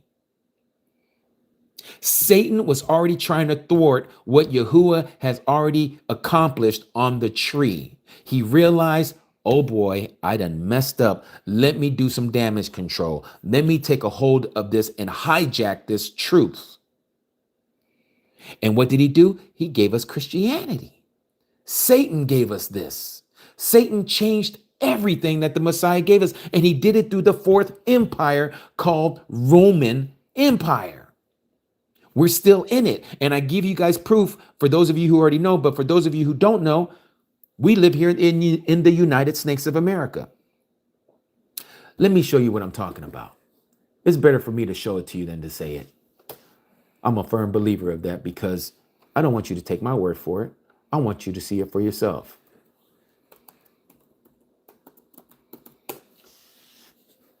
And I'm just going to show you one. But you can, from here, we can build on it. We can build on it. But I want you to see this. You guys all notice what I'm showing you right now. The dollar bill, y'all. The dollar bill. Now, all this says the United States of America. That's all English, ain't it? That's all English, isn't it? Federal Reserve note. That's all English, isn't it? Right? This note is legal tender for all debts, public and private, right? All that's English. All this is English. No issues. But now let's look at the back of this dollar bill. What does that mean? And do you know what language that's in? What is this? Novus Ordero Slocorum. What's Annuit Conceptus? What does this mean? And why is this on the back of our dollar bill? What are they not telling us? I see some of you are very smart and diligent in your understanding and studies. So if this is Latin, which it is, who speaks Latin? And where does it come from? Where does it come from? Where does Latin come from? It comes from Rome. It comes from Italy. Okay? The same people who hijacked a Hebrew belief system and moved it over to their geographical location. They moved it from Jerusalem and they moved it to the European nation called Italy, to their city called the Vatican City, which is inside the city called Rome. Now, we're supposed to be an English-speaking country the last time I checked. What is an English-speaking country having Latin phrases, which is so-called a dead language, mind you, by the way? Nobody on this earth today, as a people, speak Latin to one another. They use it for events and pomp and circumstances when they're doing masses, okay? Or if they're talking about the dollar bill, if they're talking about government, if they're talking about medicine, if they're talking about court, okay? They use Latin phrases. This is all Latin. Has nothing to do with you and me speaking English, and we're supposed to be an English-speaking country, and you have people like President Trump saying, well, if you don't speak our language, then you need to go. Well, why do y'all have this then? If English is supposed to be our official language, why do we have Latin phrases on what is supposed to be official dollars? And this is just one of many things. I'm not even going into the architecture. The architecture of the United States, or the capital of the United States, is identical to Rome. The governmental system is set up just like Rome and Greece. You have governors and senators. Go back and watch the movie Gladiator. You're going to see a whole bunch of stuff that's so similar. They call it a republic.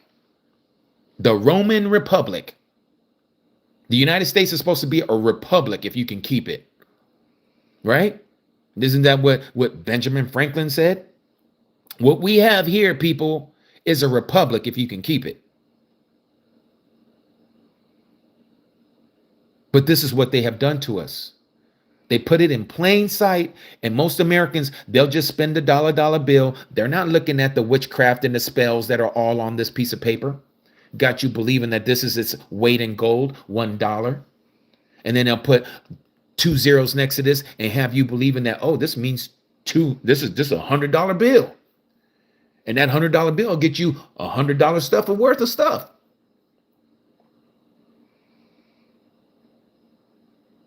They have put all this in our face. But I'm bringing all this up to let you know we're in that fourth beast system. We're in the Roman system. We've been in it. And they are the ones who has given us the religion called Christianity. The Messiah did not get or give us that religion. I don't know how many times I have to say this, but some people just don't want to accept it. But it is very true. Okay? Nowhere, anywhere in Scripture, if we're told that the Messiah is the same to yesterday, today, and forever, what makes you think he's going to bring us a new religion? He says, I didn't come here to give you a new one. He says, I came here to complete it. So if he completed it, how did it change to what we have today? Because the apostles didn't do it. Peter sure didn't do it, even though they call him the first pope. These people did it. And it wasn't the Italians that did it. It was certain Jews of our own people that wanted us to not follow the Messiah. Some of our own people, I'm talking about melanated people, melanated DNA Israel, did not want us to know or to follow the true Messiah. And so what did they do? They created a religion for us and they gave it a name. It's called Christianity. Taking the same teachings, but twisting it. This is what they did by giving us a lawless religion called Christianity. Christianity is lawless. This is why so many people can accept it. From your Lil Wayne's with all of his grill, of all of his diamonds in his mouth, to somebody who's shaking her thing like Beyonce over here talking about all this stuff about JC is her Lord and Savior. Yeah, it is. That is right. You're right. That is your Lord and Savior, but not mine. You're following the Roman religion. You're following the one that Satan has given us to take our eyes off the truth.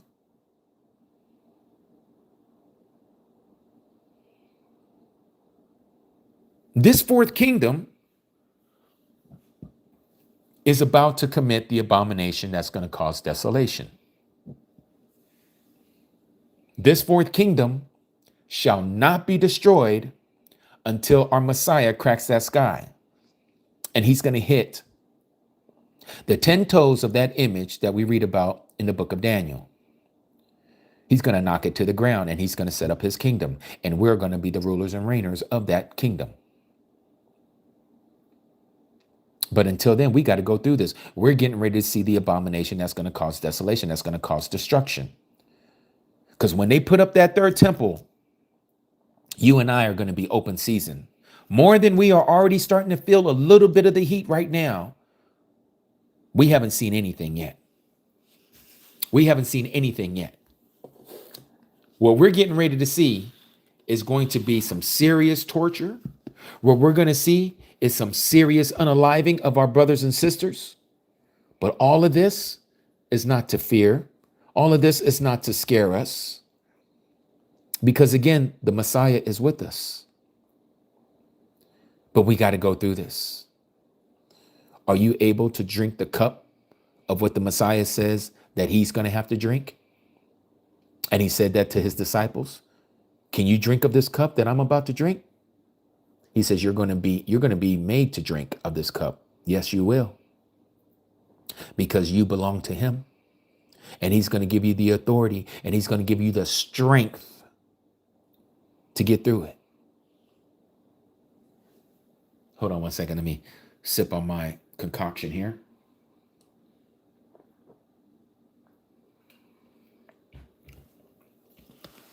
So again, 2 Thessalonians chapter 2 is talking about how this was already occurring in the times of Paul. As he says here,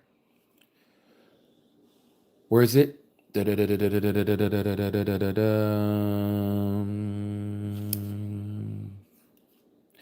the secret of lawlessness is already at work, verse 7. The secret, the mystery of iniquity, the secret of lawlessness, to not follow the law, the Torah, was already at work in the times of Paul. And this is the same Paul that so many of you Christians want to say that Paul said, oh, we don't have to follow the law. That's not what he said. I can show you verse after verse where he says, no, that's not the case. But you're going to read in and see what you want to see, because you're not going to rightly divide the word of truth. And that's the danger of Christianity, because I just showed you in Daniel chapter 7, verse 25, how this fourth empire was going to change the law. And they've done it already. And they're going to change the law again. When this anti-Messiah reveals himself, when Yahuwah allows him to reveal himself, he is going to make it illegal, not unlawful, illegal. And you might say, well, what's the difference? Legal is something that the government says that they can make lawful. Even though it's unlawful in Yahuwah's eyes, the government can say, nope, we made it legal, so now it's lawful. That's the difference. When Yahuwah says something is unlawful, you can never make it legal. Does that make sense?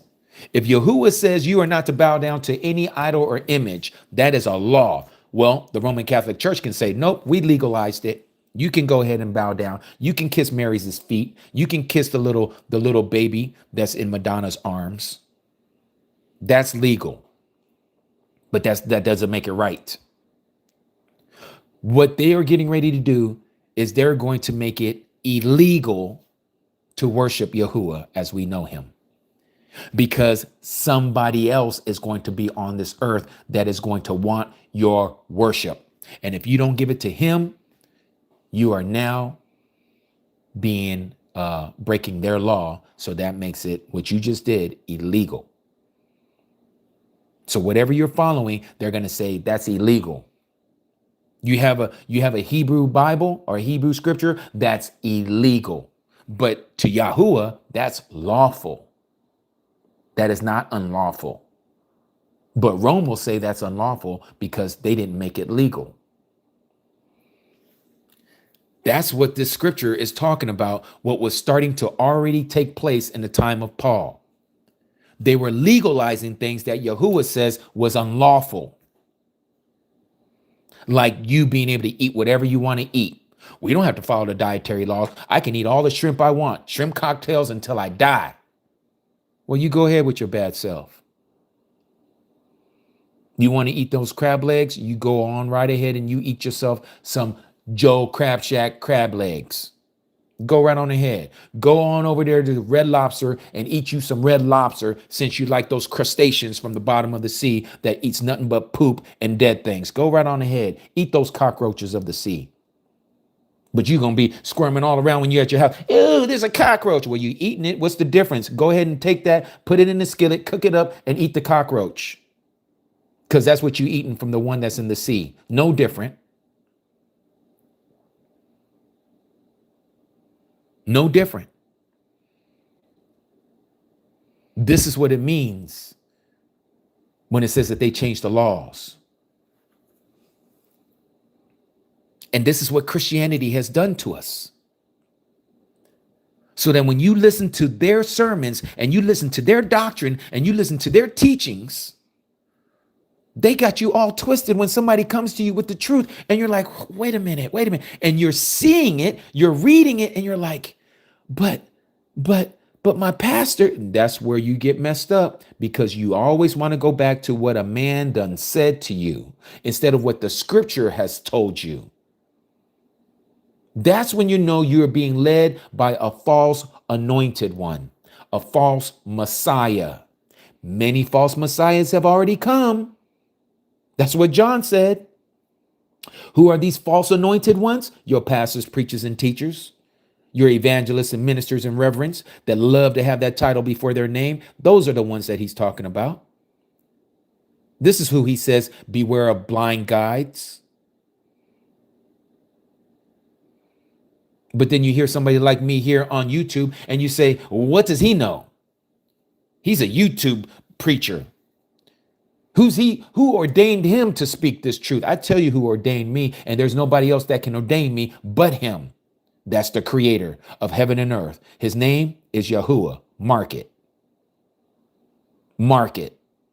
You're not going to be saying JC. Every knee shall not bow down to the name of JC, and every knee shall not confess that JC is the Messiah. Do you know why? Because JC is not even Hebrew. If what we read is so sensitive, like what we read in the back of the book of Revelation that I just read to you earlier, listen to this.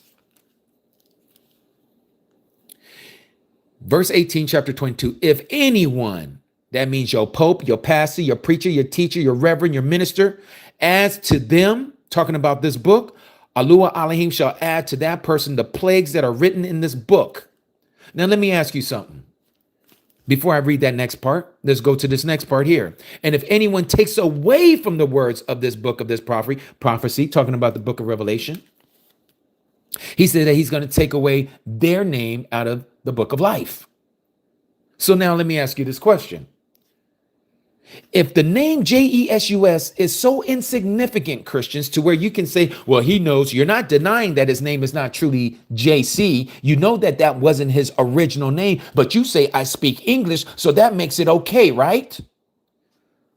This book says that that everything that he says is sensitive. It's very sensitive. You know, like when you put in a password and it says that it is case sensitive, even if your letter is supposed to be a uppercase instead of a lowercase, you ain't getting in. It's the same thing with his name. It's the same thing with his name. Well, you're not going to let me in because I've been calling you JC all this time? Because I didn't say Yahusha? Do you want to find that out, Christian? Do you really want to put your soul on the line over the name of JC that you know wasn't his name? Nobody was going around first century Palestine calling our Messiah Jesus. Nobody was saying Jesus to the Messiah. That's how sensitive his name is, because his name has meaning. Yahusha means I am is salvation in the Hebrew, translated directly into English. Now, let me ask you, Christians, to take the name Jesus and translate it into English for me, please. What does Jesus mean in any language? Go to any language. Start from the Greek, because that's where you got it from. Start from the Greek. What does Jesus mean in Greek? And then find out what it means in Latin, because that's where they took it to after that. And then find out what it means in German, because that's where it went after that. And then find out what it means in Anglo-Saxon, what we call English, Anglo. Let me know what Jesus means, please. Because you think that there's power in the name of this fake deity called Jesus from the Greek pantheon, which you can find that they scrubbed all over the internet. When you look in and say, does Jesus mean Zeus? And you're going to find out all through their terminology, through their technology, through their books, and through their etymology. Oh, contrary to what has been said, even in the Encyclopedia Britannica, Jesus does not mean Zeus. But wait a minute, you guys are just going to change all the historical records? I guess you can do that because you guys are the ones in control, huh? Because Satan, after all, doesn't want you to know the true name and the meaning of where Jesus comes from, because he wants you to still be connected to the name Jesus because he's Jesus. Satan is Jesus. There was nobody calling our Messiah Jesus in the very first century of Palestine. Get that through our thick skulls. This is how things get manipulated, because if you give a little crack in that door, then everything's going to come flooding in.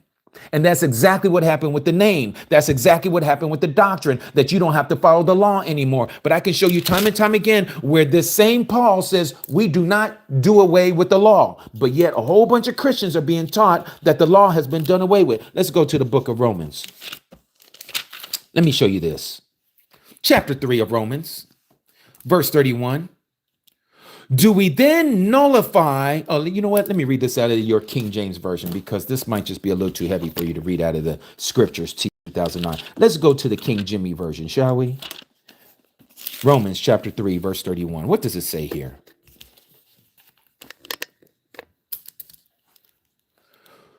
Do we then make void? I don't know how much stronger we can make this sound. Do we then make void the law through faith, Christians? That's what you always say. Yahuwah forbid. Yes, we establish the law. What? What? We established the law? But I thought Paul says that the law was done away with. He's saying this to the Romans. In case you don't believe me, Romans chapter 3, verse 31. Open up your own book and see that it ain't been changed. I'm not showing you something that ain't in your own Bible. That's the book for you. It's right there. Do we then make void the law through faith? I'm no longer under the law. I'm under faith. I'm under grace. Unmerited favor. I don't have to do anything. He died for my sins. I'm getting in free. That's it. It don't cost me nothing but just to believe. That's not what the book says. I could show you time and time again the fallacies of Christians' doctrine. The Christianity doctrine comes from Rome, and Roman Empire is the empire that we're living in, and they're the ones who are dictating your religion called Christianity, because it has been their religion from the very get-go. That's why they are called the Holy Roman Empire. Holy Roman Empire. Why do they call themselves the Holy Roman Empire? Now they don't use the word holy anymore. They don't even say that it's Rome anymore that's running. But us who have eyes to see and ears to hear, we know what's going on. We know that this is Rome all in our face right now. The same thing that's going on with these ICE agents here in the United States of America ain't no different than the Roman centurions of the day, running around, pillaging people, running up in their houses without no warrants and saying, show us your papers. Are you a Roman citizen or not? Show us your papers. Let me make it plain. Are you Caucasian? Are you a Hispanic Caucasian, or are you an American Caucasian? Which one is you? Because if you're a Hispanic Caucasian, maybe we can take you to one of our internment camps and change you so you become more like us American Caucasians. Oh, I see you have a lot of melanating in your skin, African American. Are you an in-house Negro, or are you an outhouse Negro? If you're an in-house Negro, then we can take you. But if you're an outhouse Negro, well, you know what we're going to do with you. You know your days are limited. You know your days are numbered. Oh, you from Asia? Well, do you think like we think, like the American Caucasians? If you think like us American Caucasians, we'll let you in. You can be part of our society. You can even marry into our people. Oh, you Native American. Oh, you got the wrong blood in you. We got places for you. We call it the reservations. Place where we have it reserved for you. Places out in the middle of nowhere. Yeah, those areas, that's your place. This is what they've been doing. Tell me if I'm wrong. Oh, you African American. Look, unless you go to our colleges and our universities, you got a place called the ghetto. That's where you're going to stay, in the hood. That's where you staying. You don't belong in our neck of the woods. You don't deserve, you don't have the privilege to live in our zip code. let alone breathe the same air we do.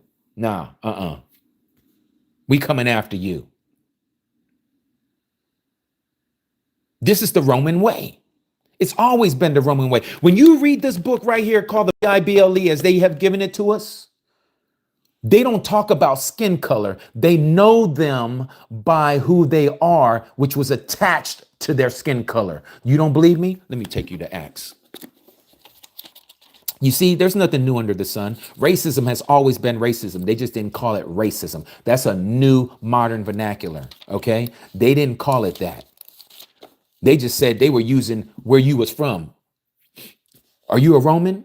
Okay, all Romans were white. All Romans were white, okay? Can you become a citizen of Rome? Yes, you can. Yes, you can. Just like here today, Americans, when you think of an American, you don't think of an African American. When you hear the word American, the very first thing that goes through your mind is a Caucasian. This is what President Trump is talking about when he says, let's make America great again. He ain't talking about the Native Americans who was here when they were here first, and that was America. He's not talking about that time period of let's make America great again. No, because they weren't in control. They were coming in to take control, as they done every part of this earth. They are the expansionists, just like it says in the book of Genesis. The Yaphites, the Japhites, the Europeans are expansionists. They expand their borders. Their name, Japhite, means to expand. That's exactly what they did. They're on every continent. Think of any other people, and I'm going to wait for this. Think of any other people that's going around anywhere in this world and they just take over another government and say, yep, this belongs to us now. And none of you other countries can do anything about it. You tell me one country that, not even Russia does that. China doesn't do that. And they even own their own island called Taiwan. And who's over there right now? The expansionists telling the Chinese, you can't go up into this island without a fight. You think that these expansionists cares about the Taiwanese? No, they care about what they have the Taiwanese doing on their behalf as slaves, making those computer chips. Soon as they move all those computer chips and not needing them anymore, guess what they're going to do? China, you can have that island. We're done with it. Appreciate you, though. That's the Roman way. That's the Roman way. But let me show you what I'm going to show you here in the book of Acts.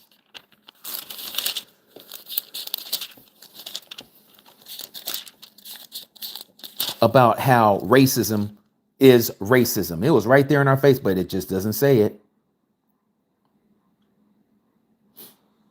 Let me see here. Hold on. Acts chapter 21. Let's get a little bit of context to what we're reading here. This has to do with the apostle Shaul, also known as Paul. Let's read this. Let me see. Let's start from verse 26. This is, again, Acts chapter 1, verse 26. You can read it in your own time, but I'm going to read it for you right now. Then Shaul, I'm going to keep his original name. There was no reason to change his name to Paul. The Messiah never changed his name. Paul never changed his name from Shaul to Paul. Okay. Then Shaul took the men, and the next day, purifying himself with them, entered into the temple to signify the accomplishment of the days of purification. They just did the Nazarite vow, okay, where they shaved their heads, okay, and let the hair grow. That was called the vow of the Nazarene. Until that, an offering should be offered for every one of them. And when the 7 days were almost ended, the Yahudim, which were of Asia, when they saw him in the temple, stirred up all the people. Notice who stirred them up. The Yahudim, his people, the melanated brothers and sisters. Keep that in mind. We're not talking about Caucasians here when we're talking about this history. Okay, let's continue. And it stirred up all the people and laid hands on him, on Shaul. The Yahudim, the melanated, put hands on their own Shaul. Shaul was also melanated. I'm about to show you. Crying out, men of Yasharal, help. This is the man, this is Shaul, that teaches all men everywhere against the people, against Israel, and the Torah, the law, and this place, talking about the Temple Mount.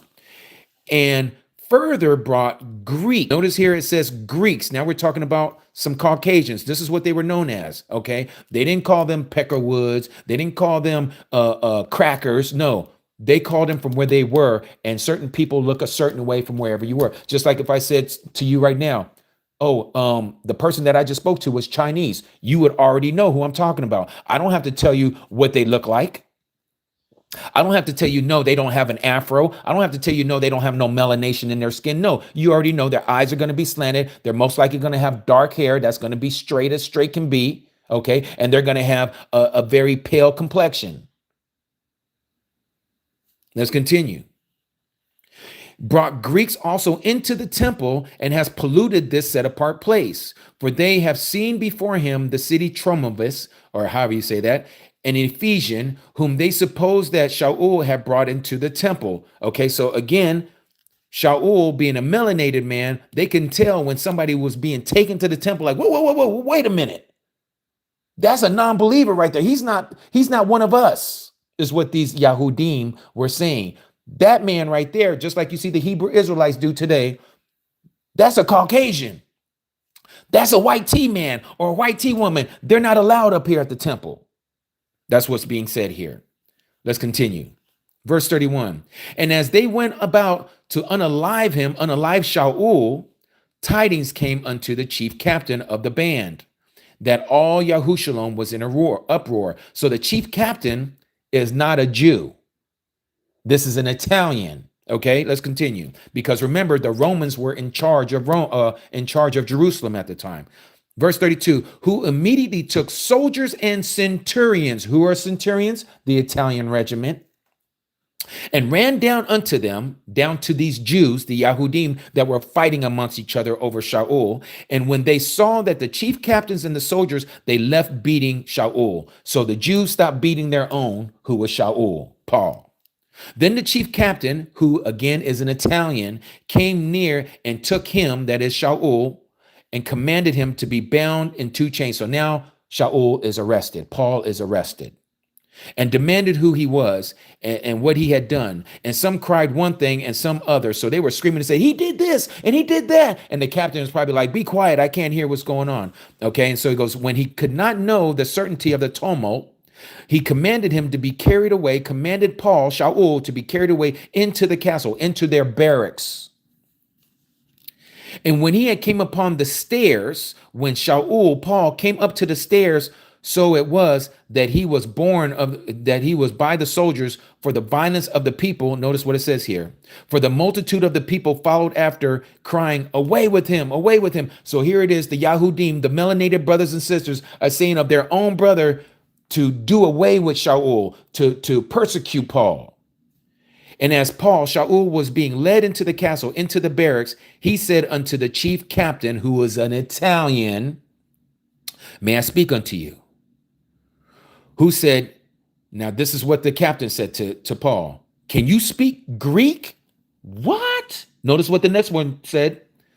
Are you not an Egyptian? Are you not an Egyptian? Let me stop right there before y'all keep reading forward. First of all, this Italian can speak Greek. Paul was speaking Greek. Paul was a very smart man, very educated, spoke 3 different languages. We know he spoke Hebrew. We know he spoke Greek. Okay. And there's a possibility that he also spoke Aramaic. And he probably even spoke Latin for all we know. This man was multilinguistic. Notice that this Italian captain, notice what he said to him again. Verse 37. Can you speak Greek? Apparently he can, because he's speaking to him. This Italian captain thought he was an Egyptian. Now, again, why was this Italian saying that? I thought you was an Egyptian. Could it be because of the color of his skin? Or do you think he had a headdress like Pharaoh on? Did he have a headdress like Pharaoh, or one of the so-called that you see on the movies of Hollywood, where they have them looking like the Romans? I mean, the Egyptians look a certain way. So is that the way he was looking? I don't think so. I don't think so.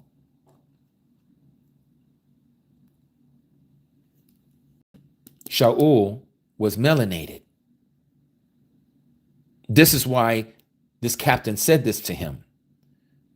And if you continue to read verse 39, but Shaul said, I am a man which am a Yahudi from Tarsus, a city of Sicilia, a citizen of no mean city. I beseech you, suffer me or allow me to speak unto the people. And when he had given him the license or the reason to do so, Shaul stood on the stairs and he beckoned with a hand unto the people, pretty much bringing his hands up. You know how you do it, like calm down, be quiet. I'm about to talk to you. And he spoke unto them in the Hebrew, not Aramaic, not in the Assyrian tongue, but in the Hebrew tongue, the Abrit tongue, the original language. And then it says he goes on, he starts continuing to talk in the Hebrew language. Why do I bring all this up? Because again, in the scriptures, you're going to see how they looked at each other with eyes physically, looking at the color of each other's skin, and they would know each other by where they were from. No different than what we're seeing today. The only difference is we're not using these political words of black and white, African American and Caucasian, all of this stuff. They don't use that. They use where you came from. Like most of the people here, like President Trump. Are you German? Because you look like a German. He is from Germany, I think, by the way. But that's what it would be. There was no such thing as an American. If you're going to say somebody was an American, then that would be the Native Americans. And the same thing as the Aborigines over in Australia. They would be considered the true Australian, even though they gave that area that name, just like they gave this area, America, the name.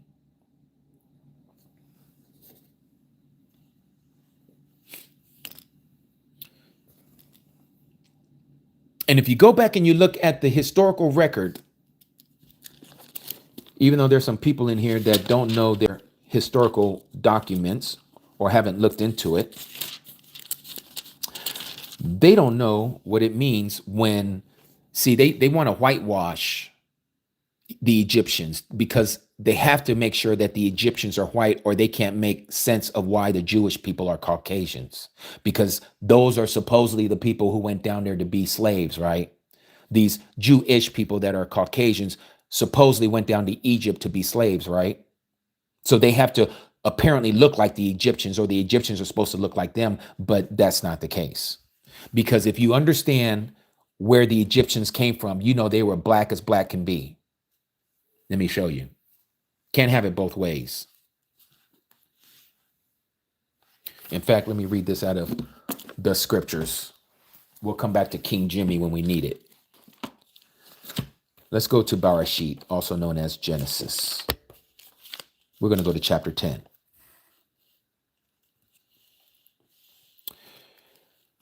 Verse 13. You see what I have underlined right here?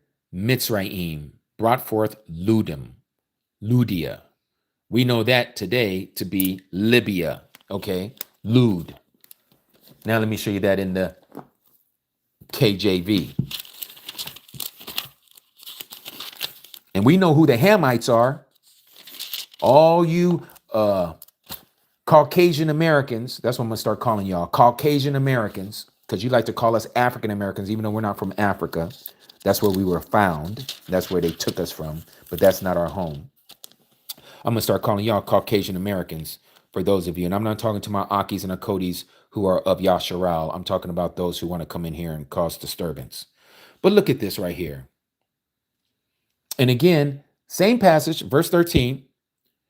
And Mizraim, right here, this is Egypt, begat Ludim and Ananim and Lahabim and Naphatim.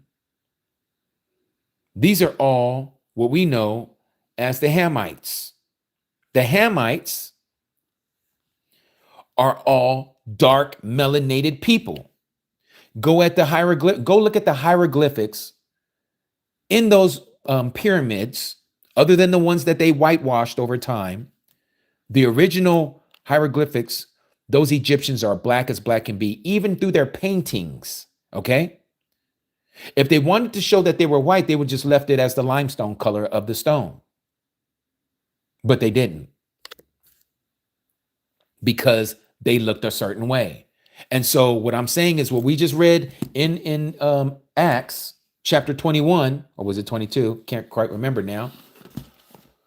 The Italian captain looked at Shaul, Paul, and he assumed that he was an Egyptian. And he was shocked that he heard the Greek language coming out of this melanated man. Now, all of this I bring up, again, because of what we're talking about, how we can all be led astray by the way we have been taught, because they want us to see things with certain eyes. This Roman Empire has done a great job of deceiving us, because they have been listening to the tongue of Satan, to the language of Satan, which is to bring about hatred one for another because of the color of skin, because of the texture of our hair, because of the way our nose look, or the way our lips are, or the way our eyes are fashioned. All of this because if we don't look like these people, then we must be the enemy. This is nothing but Satan. We're not fighting against flesh and blood. I'm not fighting against my Caucasian brothers and sisters. I'm not fighting against my Hamite brothers and sisters. I'm not even fighting against my own brothers and sisters. We're here to give love, and love only.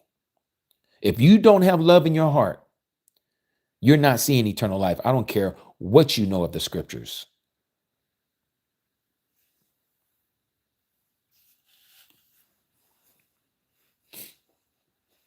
Ak Emmanuel, great to see you here, Ak.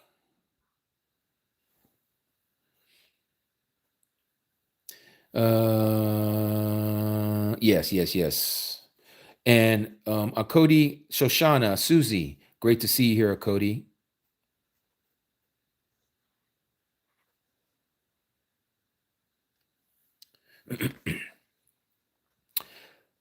So again, let me stand up for a second because I've been sitting down for a minute.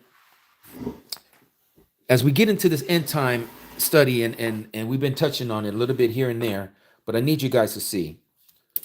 To that Akodi, Jackie, I was probably reading your mind. Let's go back here to Matthew 24. Now, I know it seems like we're all over the place, and in some ways we are, but I have to say this stuff to you so that you're understanding my train of thought of where I'm going as I'm speaking. And sometimes, because again, I don't have notes that I'm following. I'm just going off the top of the dome, and hoping and asking Abba Yahuwah to lead me and guide me to share certain things and certain stuff that he wants me to bring out. But one of the most crucial things that our Messiah said here in Matthew 24, again, I shared it with you, is right here in verse 24. If possible, even the chosen ones could have been led astray to be deceived. So what do we have to understand? Notice what it says here. For false messiahs and false prophets shall arise. Remember what we just read, okay? Right here, he's talking about people who are saying that they are anointed, all right? And at the same time, about a particular person. So Aki Danielle was asking me earlier in another live, in our Ethan's live, about if the anti-Mashiach is a physical being. We know he is. If anyone then says to you, verse 23, look, here is the Mashiach, or there, do not believe, for the false messiahs and false prophets shall arise. They shall show great signs and wonders. This is why I keep trying to tell our brothers and sisters of the Christian faith, well, I seen power done in the name of Jesus. I done seen demons cast out in the name of Jesus. I done seen limbs grow in the name of Jesus. I done seen the blind see eyes with the name of Jesus. All this stuff because they're seeing wonders and miracles. Do you not understand this is the way Satan comes? Because he knows that some of us are so shallow, all we have to see is something done in the name. So let me ask you a question. If someone was to be in your midst And all of a sudden, they started doing things in the name of Buddha. And you started seeing people seeing miraculous things happen. Are you going to now become a follower of Buddha? Some of you probably would. Some of you just probably would, just because you are seeing and witnessing with your own eyes, okay, that these things are actually occurring. And that's enough for you to say, that's it. I'm no longer following Jesus. I'm following Buddha. Because Buddha is answering questions. I mean, he's answering palals. He's answering prayers. And he's giving his followers what they're asking for. You see, too many of us is playing our Messiah as a genie in the sky. And if he doesn't give us what we want, we move on to the next thing. Maybe it's a different type of Jesus. Maybe it's a different denomination, how they preach Jesus. Like, oh, the Catholics didn't get it right. I'm going to go over here to this non-denominational church where they are preaching Jesus the right way. You're still in the system. You're still part of the whore's religion. You're still following a blind guide. He says, see, I have forewarned you. What is he forewarning us of? That they're going to come with great signs and wonders. That's what gets most of us. That's how most of us get deceived, is by signs and wonders. So if anyone says to you, look, he is in the desert, do not go out. Or look, he is in the inner rooms, speaking of their places of worship, do not believe.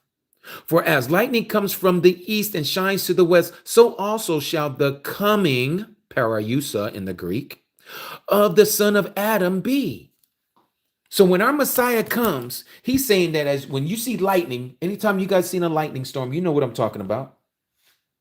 You go out there and you see a lightning flash, especially if there's cloud everywhere. You might not see the actual bolts of lightning, but you'll see the whole sky lit up. The clouds lit up, everything. You don't even know where the lightning bolt is. It's in the cloud, but you just see everything from far as the east is to the west, everything illuminated. This is what the Messiah says. When he comes, that's the way it's going to be. That's the way it's going to be. Verse 28, for wherever the dead body is, there the vultures shall be gathered together. Now, before we read verse 29, I'm going to go over here to the King Jimmy version because I want you to see this.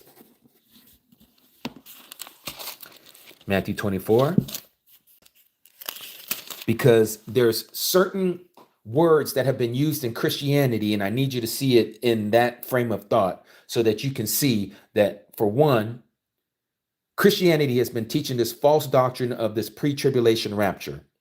Okay, and we know that the pre-tribulation rapture, as we have been taught in Christianity when I used to be a Christian, was a lie and still is a lie. Okay, let me show you this. Verse 21 says this,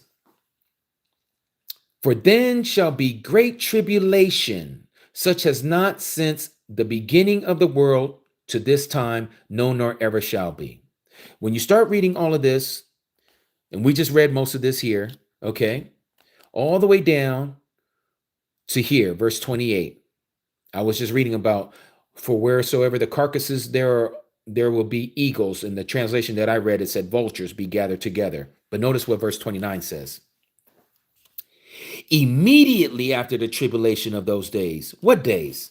Well, we just read about it in verse 21. For then there shall be great tribulation, such as not since the beginning of the world to this time, no, nor ever shall be. Verse 29, immediately after the tribulation of those days, listen to this pre-tribulation rapture, believers. Shall the sun be darkened, and the moon shall not give her light, and the stars shall fall from heaven, and the powers of the heavens shall be shaken. And then shall appear the sign of the son of Adam in the Shama, in the heaven. And then shall all the tribes of the earth mourn, and they shall see the Son of Man coming in the clouds of the Shama with power and great esteem. And he shall send his angels with a great sound of a trumpet. That trumpet right there, Christians, is the last trumpet. The same passage that Christianity loves to teach about this pre-tribulation rapture is the same trumpet that you read about, that we're reading about here, that he is going to send his angels with the sound of a great trumpet. It's the same sound of the great trumpet that you're reading about in 1 Corinthians chapter 15, as it says right here. Let me read it, and we're going to come back to the passage that we was just reading from. Let's go to 1 Corinthians chapter 15, verses 51 and onwards. What does it say here? Behold, I show you a mystery. We shall not all sleep, but we shall all be changed in a moment, in the twinkling of an eye, at the last trumpet. Okay? Same trumpet that we just read about here in Matthew chapter 24, immediately after the tribulation of those days. Okay? Right here.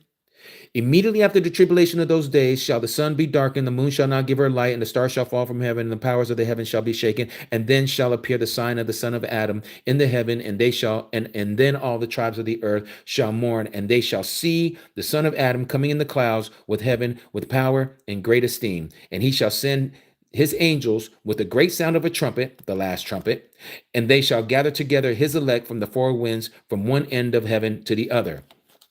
The way that Christianity explains this passage, they say that when he goes to gather his elect from the four winds of the heavens, it's talking about the so-called tribulation saints. Ooh, that's so nice to use another phrase to make all of this make sense. You see, the problem is that when you see this here, it's talking about the resurrection. This is when he comes. Same passage that you're reading in 1 Corinthians chapter 15, verses 51 and onwards. Again, let's go to verse 52. In a moment, in the twinkling of an eye, at the last trumpet, for the trumpet shall sound. That's that same trumpet that we just read about here, right here. Okay. Great sound of a trumpet, verse 31. In that last trumpet, for the trumpet shall sound, and the dead shall be raised incorruptible, and we shall be changed. Same passage as we see in 1 Thessalonians. Again, Christians don't want to have these passages make sense for them, so they're going to continue to believe in the lie, and they're going to wait until they find themselves saying, I thought we were supposed to be gone. Why am I over here having to deal and make a choice between taking the mark or not? Because Satan wanted you not to be ready. And you didn't want to believe the truth. And so hence why you're going to get caught with your pants down. Notice what it says here in 1 Thessalonians chapter 4. For this we say unto you by the word of Yahuwah, that we which are alive and remain unto the coming of our master, notice this, it has to do with the coming of our master, shall not prevent them or go before them who are asleep, those who are in the grave. For the Messiah himself shall descend from heaven with a shout, with the voice of the archangel, and with the trumpet of Alua Alahim, the same trumpet that we read about here in Matthew chapter 24, verse 31. And he shall send his angels with the great sound of a trumpet. This is the same passage that we're reading here in 1 Thessalonians chapter 4, verse 16, was it? Yep, 16. And the master himself shall descend from heaven with a shout, with the voice of the archangel, and with the trumpet of the mighty one, and the dead in the Messiah shall rise first. Okay? Then which are alive and remain shall be caught up together with them in the clouds. Remember, he says he's coming with clouds. Okay? And we're going to meet him in the air. That's what it says here. We're going to meet him in the air. And so shall we ever be with the master. Well, let's look at this last trumpet. Where is the last trumpet? Where can we find the last trumpet? It's in the book of Revelation, chapter 11. Let's go to the last trumpet. It's called the seventh trumpet. Okay. Will we find there about a resurrection? We sure do. Notice what it says here.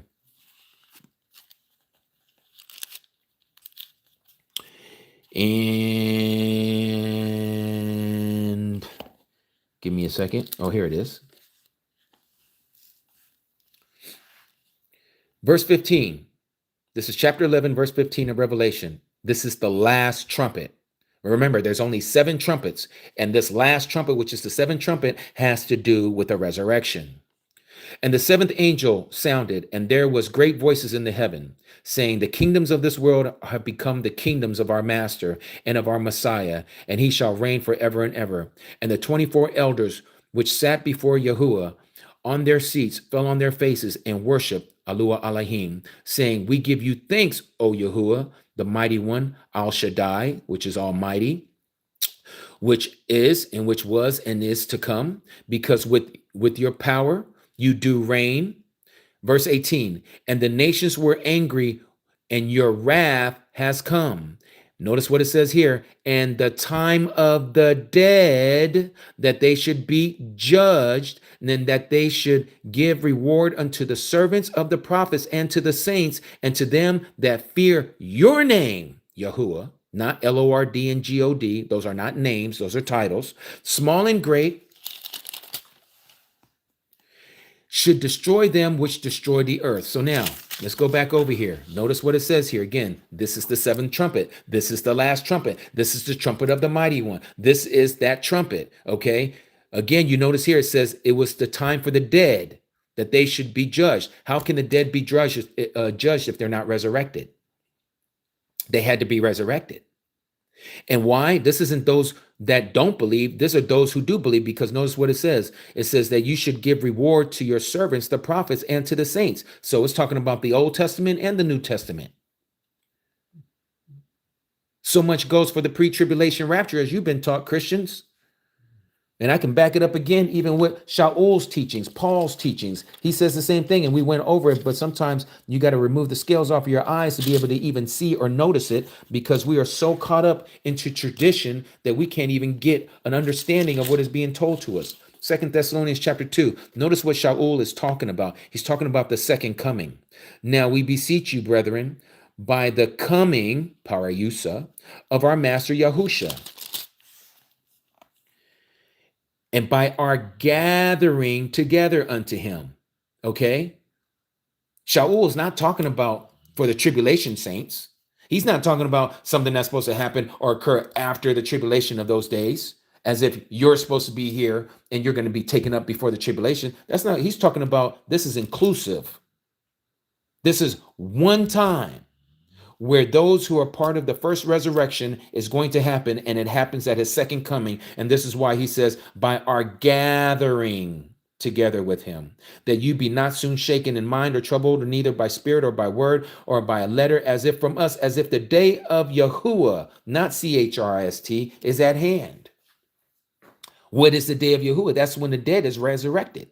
This is what we're talking about. And so then he tells you that certain things must happen before we are gathered to the Messiah. What has to happen? It says first there's going to be a falling away that's going to happen. So notice what he says here in verse 3. Let no man deceive you by any means. For that day, what day? The day of the Messiah is not going to happen until there's a falling away. Well, we know the falling away already started. Those are those who defect from the truth. And then it goes on and says, and that the man of sin, or the man of perdition, the man of lawlessness, that's what sin is, those who don't follow the law. That's where we started with all of this. Those of you who are Christians who are being taught not to follow the law, you are also a child of sin. You are a child of lawlessness. You do not follow the Torah. That's what sin is. Those who don't follow the law are Torahless. They are sin, or they are dealing with sin. Because again, what is the definition of sin? The transgression of the law. For where there is no law, there is no transgression. There is no sin. But we have been given a law. The law don't save you, but you are to keep them. The Messiah's blood is what allows you to continue on living. And so here you see again that this has to happen first. This is why you and I and everybody else that's on this Aratz, on this earth, we are going to witness what we're getting ready to see right now. The next thing that you're going to know and I'm going to know, there's going to be a war. We're seeing the beginning stages of this world war that's going to take peace from the entire world, as it says in the book of Revelation chapter 6, the second seal, the red horse. We're seeing the beginnings of this. When it culminates to its fulfillment of what it's supposed to be, out of that comes what we know that they've been talking about for a very long time, this new world order. It is going to be through that new world order that this man of lawlessness is going to take the helm. And when he takes the helm, they're going to start building this temple. They build this temple. The next thing you know, we're also going to be given a mark for those who accept it because of the tragedies of war. You're going to have a rationing of food. You're going to have a ration of gas. You're going to have a rationing of energy. And the only way you can even tap into any of these things, you're going to have a mark. You're going to have to get your portion. And you can't get your portion unless you have a mark to show that you are one who is in agreement with the empire. This is what you're all witnessing. We are all witnessing the birth pains of this right now. The Lego blocks are coming together, spiritually speaking. Thank you, Akiel. The Lego blocks that we're talking about is what is being erected as we are speaking. So many people, especially of the Seventh-day Adventist, believe it's going to be a Sunday worship law. I hate to bust your bubbles, SDA, and those who follow Ellen G. White's doctrine. You are in error. You're going to find out with the rest of the world that you are in error. Nobody's going to be going up to you SDA people and saying, what day do you worship on? If you worship on SAT day, then you can't shop here. You can't buy here and you can't sell nothing here. Really? You think it's going to be that mundane that they're just going to have you just check you to find out what day you worship? No, not even. This is a physical mark. They could care less who you call upon. If you give your allegiance to them, you're going to show it by taking a mark. That simple, that plain. Anything else, you're just lying to yourself. You're caught into the tradition of men. We are seeing the building blocks happening right before our very eyes. The social credit score that they're doing in China is the beta test bed of what they're getting ready to do to the entire earth. If they can do it with 1.5 billion people, what's a measly 370 million in the United States of America? What does it mean? How are they going to be able to disarm every American without taking their gun rights away, other than taking their food supply? Because after all, many of us don't have what we know as farms anymore. Most of us aren't raising animals anymore for our meat and for our milk and for our butter. Everything that we get is from corporate America. And who runs the corporations? These same people that are calling themselves Jews and are not, and they are the synagogue of Satan. They're the same people who will not allow us to freely serve Yahuwah in the way he wants us to serve him. They give us all this messed up doctrine of Christianity and the messed up doctrines of Judaism and the messed up doctrines of Islam and Buddhism and everything else, which is Confucianism, straight up confusion.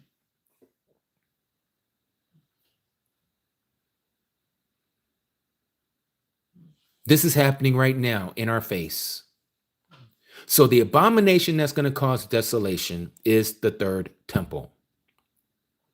When you see that temple being erected, Mishpachah, it is time to flee.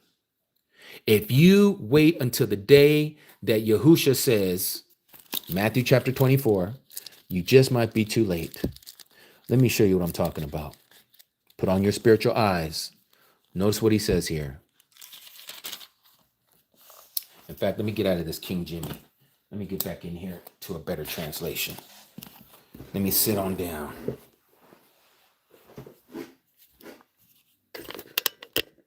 What is the mark? The mark is going to be a digital ID. It's going to be a physical digital ID that is going to connect you with the internet. This is why everything is going wireless. This digital platform that they have put onto this earth is not from Yahuwah, it's from Satan. This is why they're spending $500 billion on what we know as the Stargate. The Stargate is the opening of this portal to allow Satan and his minions out into our dimension. But that's not going to happen until this war happens in the heavens to allow this to happen. It's all going to culminate at the same time. It's all going to culminate at the same time. But notice what it says here in Matthew 24. Let me take you here.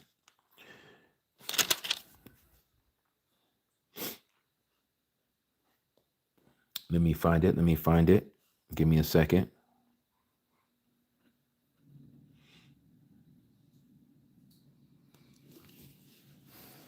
Okay, here we go. So notice where we're at right now. This is where we're at. And you shall begin to hear, this is Matthew 24, verse 6, and you shall begin to hear of fightings and reports of fightings. See that you are not troubled, for these have to take place, but the end is not yet. Right here, for nation shall rise against nation. This is what's happening right now. We're not talking about United Snakes of America going against Venezuela or the United Snakes of America going against China or Russia. No, this is ethnic group rising against ethnic group. The word nation here comes from the Greek word ethnos, ethnicity.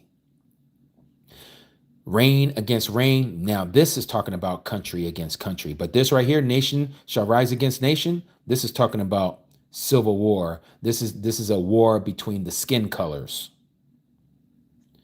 Reign against reign. This has to do with kingdoms. This has to do with governments. That's what you're seeing when you see United Snakes going against Venezuela or Iran, which is the next one that they're getting ready to go to. I'm telling you, we are about to see this stuff get ready to go down. They're not done with Iran. They're getting ready to go. There is ships right now as we speak that are on their way to the Persian Gulf. They're getting ready to jump it off. This is why they have civil disorder over there in Tehran and all over the place in Iran for that matter. It is prime for the pickings. How do you get into a land? You destroy it from within, just like they're doing here in the United Snakes of America right now. A nation against itself cannot stand. That's what's happening right now. It's not just in Iran. It's happening right in our backyard, right here in the good old United Snakes of America. And there shall be scarcities of food. When does the scarcity of food take place? After this war. Nation or kingdom against kingdom. This lines up with Revelation chapter 6.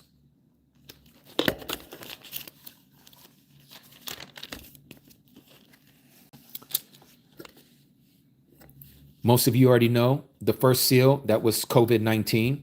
That was the coronavirus. That was the first seal. The second seal is what we're watching right now. This other horse, this fiery red one that went out, was given, who sat on it, to take peace from the earth, not just certain locations. This is an entire earth that is going to be literally in chaos, and that they should slay one another. And a great sword was given to him. Okay. But the next thing is scarcity of food. The third seal. Heard the third living creature say, come and see. And I looked and saw a black horse, and he who sat on it was holding a pair of scales in his hand. And I heard a voice in the midst of the four living beings saying, a measure for wheat for a denarius, and 3 measures of barley for a denarius, and do not harm the oil and the wine. Again, you go back here to Matthew chapter 24, and this is exactly what you're seeing. The same steps, the same things are happening. Okay. Again, what does it say here? Let's go up here. Nation shall rise against nation. That's ethnic group against ethnic group. Kingdom against kingdom, or country against country. This is what we're seeing right now. But out of this country against country, which is the second seal, there shall be scarcities of food. That's the third seal. Deadly diseases. That was the first seal. And earthquakes in many places. All these are the beginning of birth pains. This is what we're getting ready to see. This is the beginning of birth pains. So from the first seal, the second seal, the third seal, it's the beginning of birth pains. And it says, and all these are the beginning. And it says, and they shall deliver you up to affliction and unalive you, and you shall be hated by all nations for my name's sake. Well, that sounds very similar to what we're seeing here. That would be the fifth seal. And he opened the fifth seal, and I saw under the slaughter of the beings of those who have been slain for the word of Alua Elohim and for the witness, the testimony which they held. And they cried out loud with a loud voice, saying, How long, O master, set apart and true, until you judge and avenge our blood on those who dwell on the earth? Again, this is that portion right here. Right here. And they shall deliver you up to affliction and unalive you, and you shall be hated by all nations for my name's sake. And then many shall stumble, and they shall deliver up one another and shall hate one another. Who's going to be delivering us up? Oh, that might be your family. That might be your friends. That might be your coworkers. That might be your neighbors. That might be somebody who sees that you don't have a mark. Physical. Not you not worshiping on Sunday because of a Sunday law.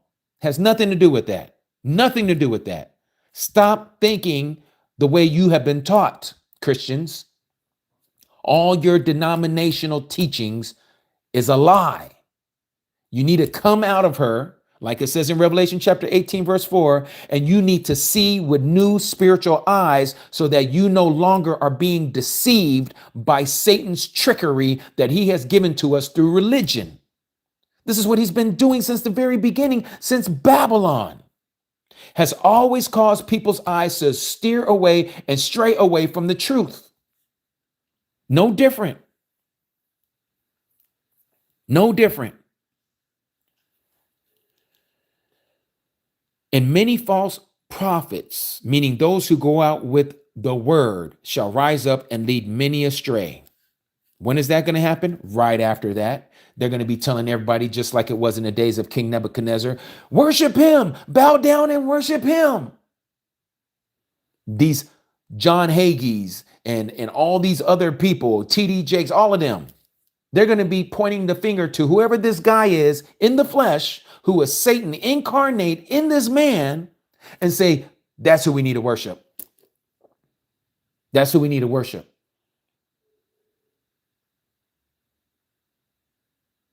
This stuff has been going on. They've been promoting this for thousands of years. This is the work of Satan.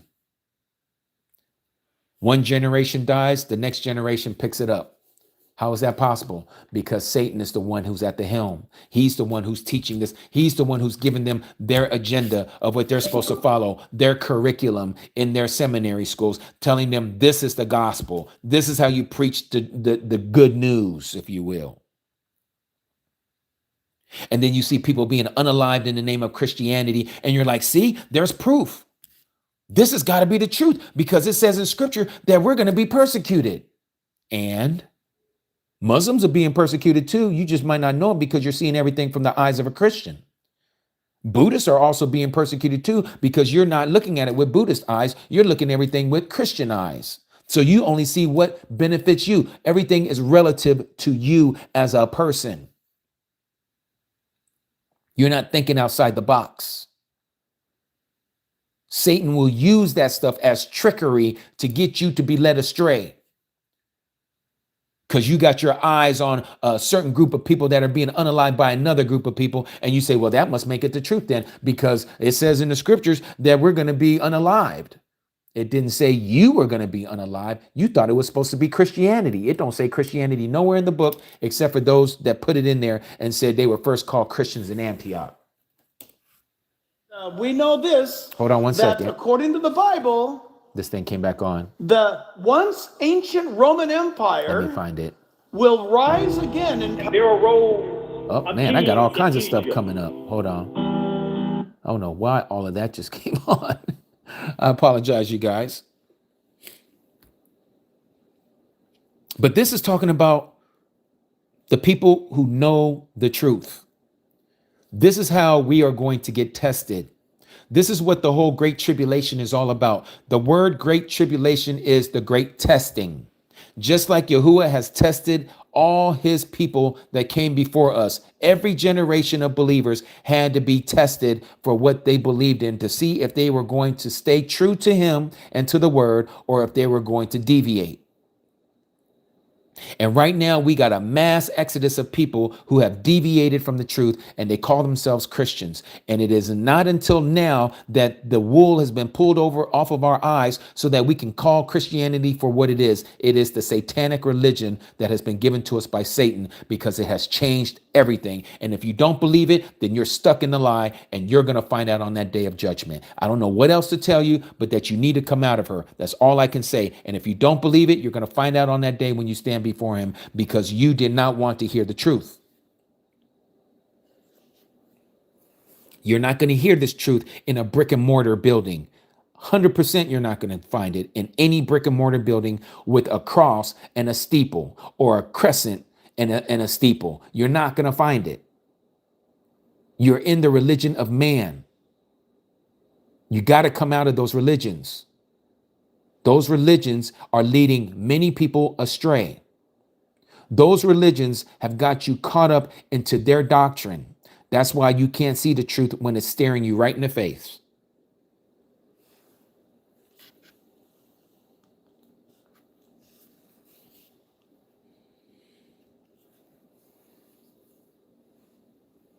I think out of everything that I'm sharing with you all today,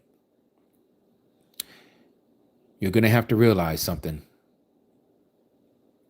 You're going to have to realize that you're going to have to get on your knees and you're going to have to ask Abba Yahuwah, for those of you who don't see the truth, to ask him to reveal the truth. And you need to say it from a sincere place.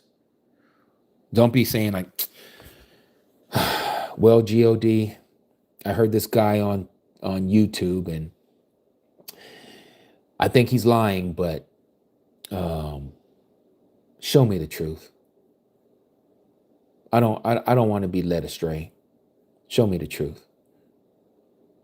Are you coming from a sincere heart when you're saying that?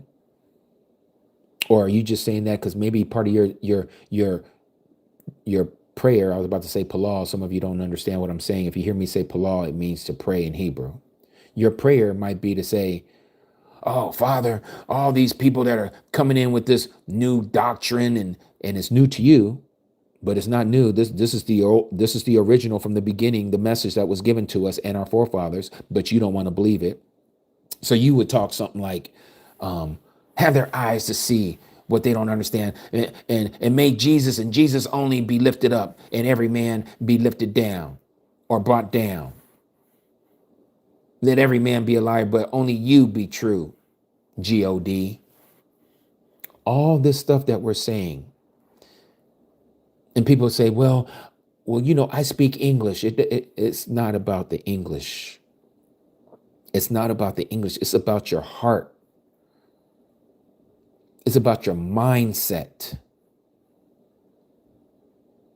It's either you believing and accepting the truth, or you're going to believe and accept the lie.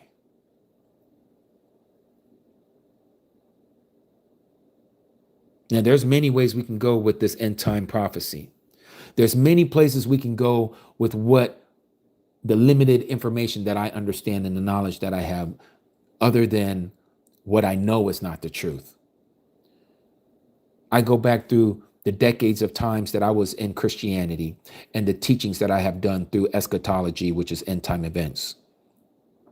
And now that my eyes are open, I'm looking back and I'm like, what a fool I was, how dumb and stupid I was to believe all of this without checking the information, because all I did was regurgitate the same nonsense that was told to me. And now I'm telling it to others until he opened up my eyes. When Yahuwah opened up my eyes, family, I started seeing the scriptures totally different. And it'll happen for you as well. You don't need anyone to teach you. If you are truly seeking him and you are hearing from the Spirit, from the Ruach, you are not going to be led astray. 100% you're not going to be led astray. But if you continue on going to their masses, going to their services, continuing to be in re-indoctrinated over and over and over again, every Sunday, every Wednesday, every Sunday, every Wednesday, and you keep that up and you keep going to these denominational teachings, you're never going to see the truth. You got to come out of her first. You have to. You have to literally take a sabbatical, as they would say, remove yourself from that place of worship and just see it with your own eyes. Read it for yourself. Stop allowing them to force feed you their food because you are not getting the right spiritual nourishment.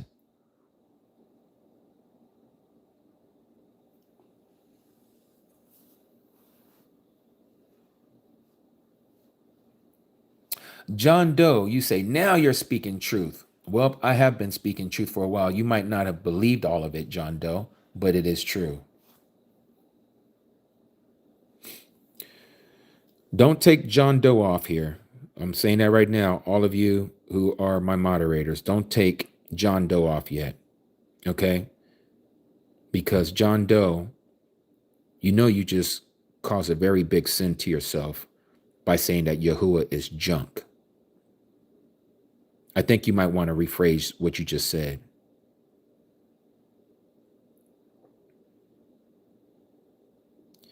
You have taken the name that is above all names and you called it junk. I think you might want to rephrase that.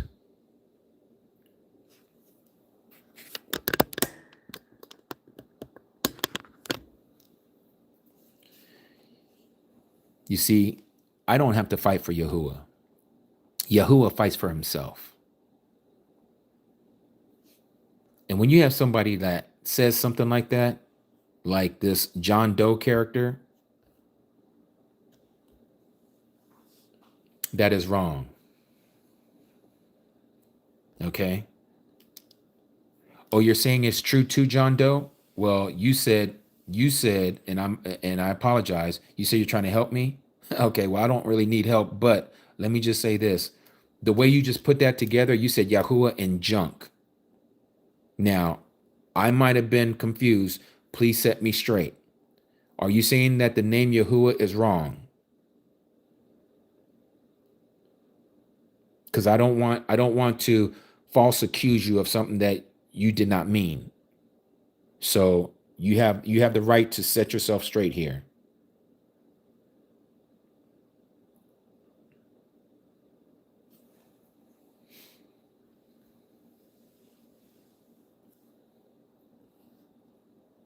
You still have a little to learn. I still have a lot to learn. I still have a lot to learn, John Doe.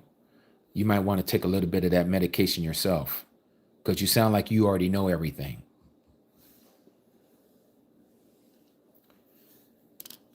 Don't sound like you have a humble heart to me.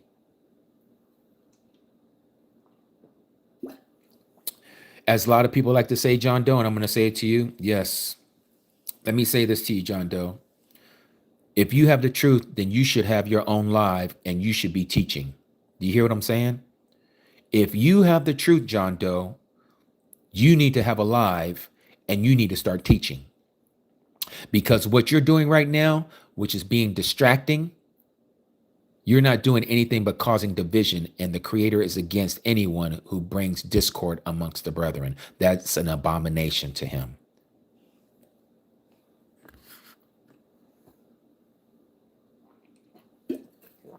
No, what you're doing is causing a distraction. You're not speaking from your own live. You're over here causing distraction, my friend. Okay, now you guys can get rid of John Doe. I appreciate you. You ain't helping me at all. You're hurting yourself is what you're doing. We'll see you later, John Doe. Okay, so let us continue. I want to thank my moderators for your patience, and I want to thank you all for helping me out with what's going on in here, because again, all we want to do is open up the eyes of those who need to have their eyes open. Not everyone's going to understand this truth as plainly can be seen with John Doe, hence why he comes in here with a name like John Doe.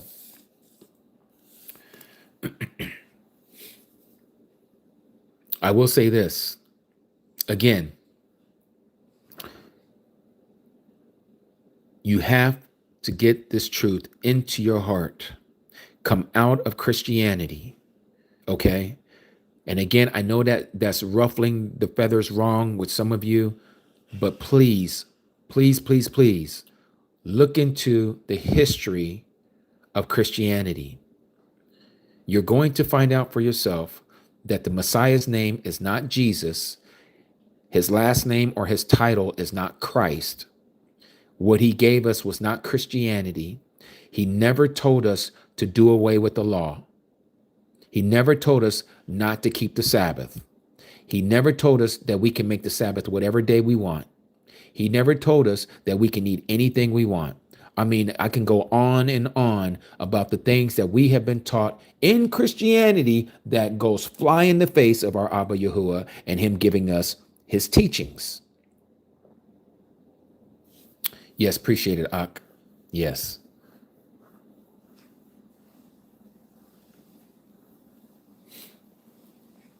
We are coming up on our third hour and we're getting ready to shut it down. We're getting ready to go over to TikTok as we normally do, 4 o'clock Pacific Standard Time, which is be 5 o'clock 5 o'clock Mountain, 6 o'clock Central, 7 o'clock Eastern.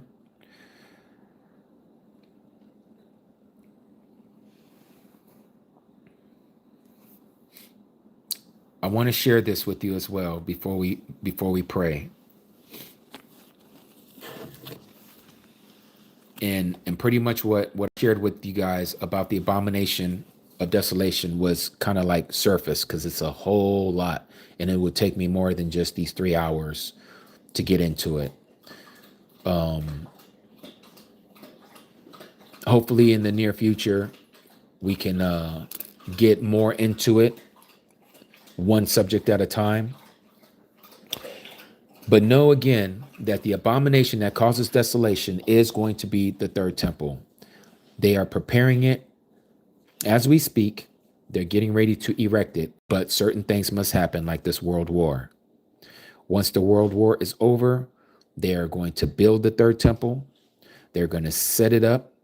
They're going to also start marking every man, woman, and child. All of this is right over the horizon, people. All of this is now available through this technology. Yeah, they've had computers since the 60s. Yes, they've had digital imprints of digitizing money for quite some time. They've been going towards the cashless society for some decades now. But what they didn't have was a program that can link everything together and not have to have a man sitting there and manning the station to see what every person is doing. Now they have artificial intelligence that is able to do what millions of people can do in a split second. This is what they're doing with this AI technology. The time is now, people. This is why they're putting so much money behind the infrastructure of these data centers, because they are about to keep every single thing that we have done, every keystroke, every time, even snoring when you have your phone next, all of that is being recorded. There is nothing that these things that is picking up or that we're outputting or inputting that is not going to be stored somewhere, so they can use it later on for a later use to blackmail you, to get you to bow down to the system, or they're going to expose all your bones out of your closet. This is how they're getting ready to do it. Just like they're doing to the politicians, like they did with Epstein and all that stuff, that honeypot with the Epstein thing with these little girls and all that. It's the same thing that they're doing right now, that they're preparing, that they're going to mark every man, woman, and child. And if you don't get marked, we're going to bring out all your stuff. We're going to embarrass you. This is how they're going to get you. And if that don't work, then they're going to try to unalive you. And if that don't work, they ain't got nothing else. They ain't got nothing else.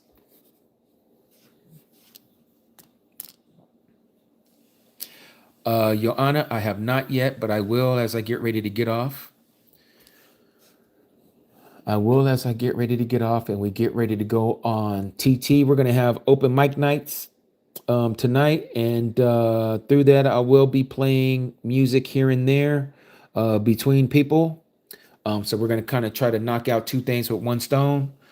And again, whoever comes up, we're going to try to make sure I might have to limit some of the things that you guys say, because I know some of us, we can go on there and you want to share so much, and it's wonderful. But when I got a lot of people behind us that are also wanting to share, I need you guys to share what you want really quickly. Get your thought process out, testimonies, everything, and I'm going to try to limit to about 10 minutes per person. That way we can get more people to speak and we don't run out of time. But we're going to go a little while tonight. All right. Okay. Yes. Great to see you here, Aki Chris Yahoo. That was our Aki that just got immersed here last week. Was it last week, Aki? Wow, I'm telling you, time goes by so fast. I think it might have been 2 weeks. Boy, I tell you, it goes by so quick.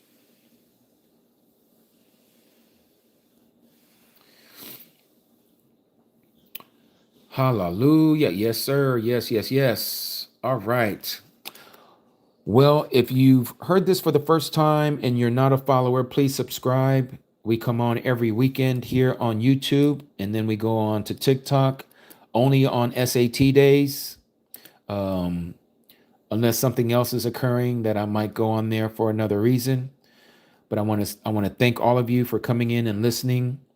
And may Yahuwah continue to guide you and keep you. May he open up your eyes of your understanding to his truth. We don't have too much time left. You're not going to hear people like myself sharing this much longer. So whatever you have, you need to build upon it. You don't need me. You don't need anybody else but Yahuwah by his spirit to teach you and lead you and guide you into his truth. It's there. It's there for the taking, but you got to reach out for it. He's not just going to give it to you. You got to reach out. You need to show him. Ask, seek, and knock again for that information, and he will reveal it. I'm Ak Jimmy, also known as Brother Jimmy, and we are the ambassadors of YAH.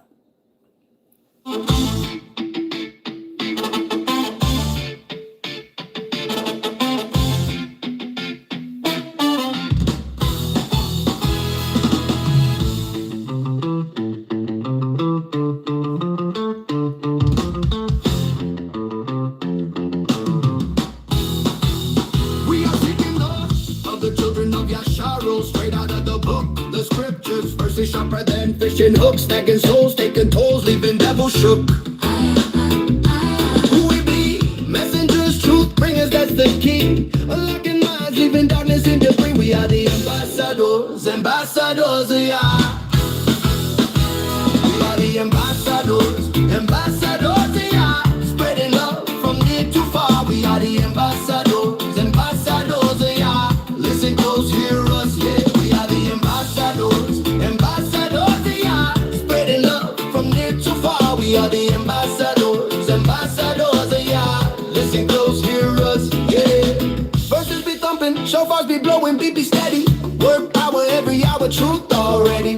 Planted deep secrets keep fools unsteady. We elevate till your faith be ready. No compromise. Open your eyes, see the light.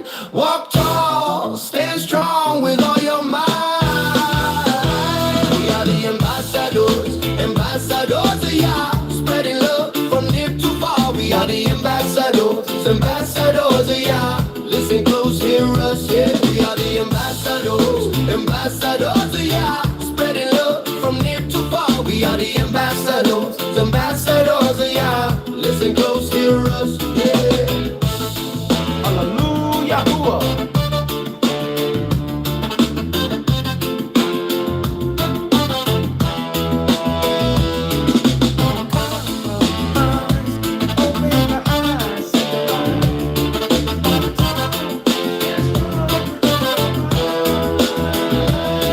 No compromise. Open your eyes, see the light.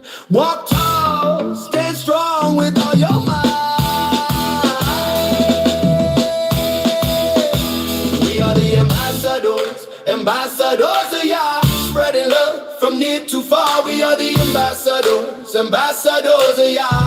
Listen close, hear us, yeah. We are the ambassadors of YAH. Spreading love from near to far. We are the ambassadors of YAH. Listen close, hear us, yeah.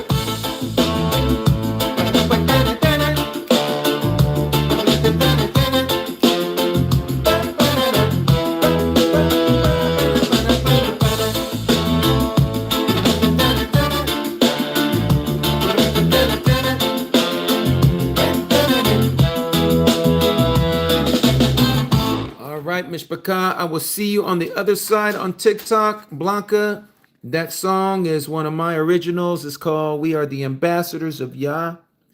It's available. Just email me at ambassadorsofyah@gmail, and I will send it to you free of charge. Shalom, Mishpachah. Shalom. See you on the other side on TT.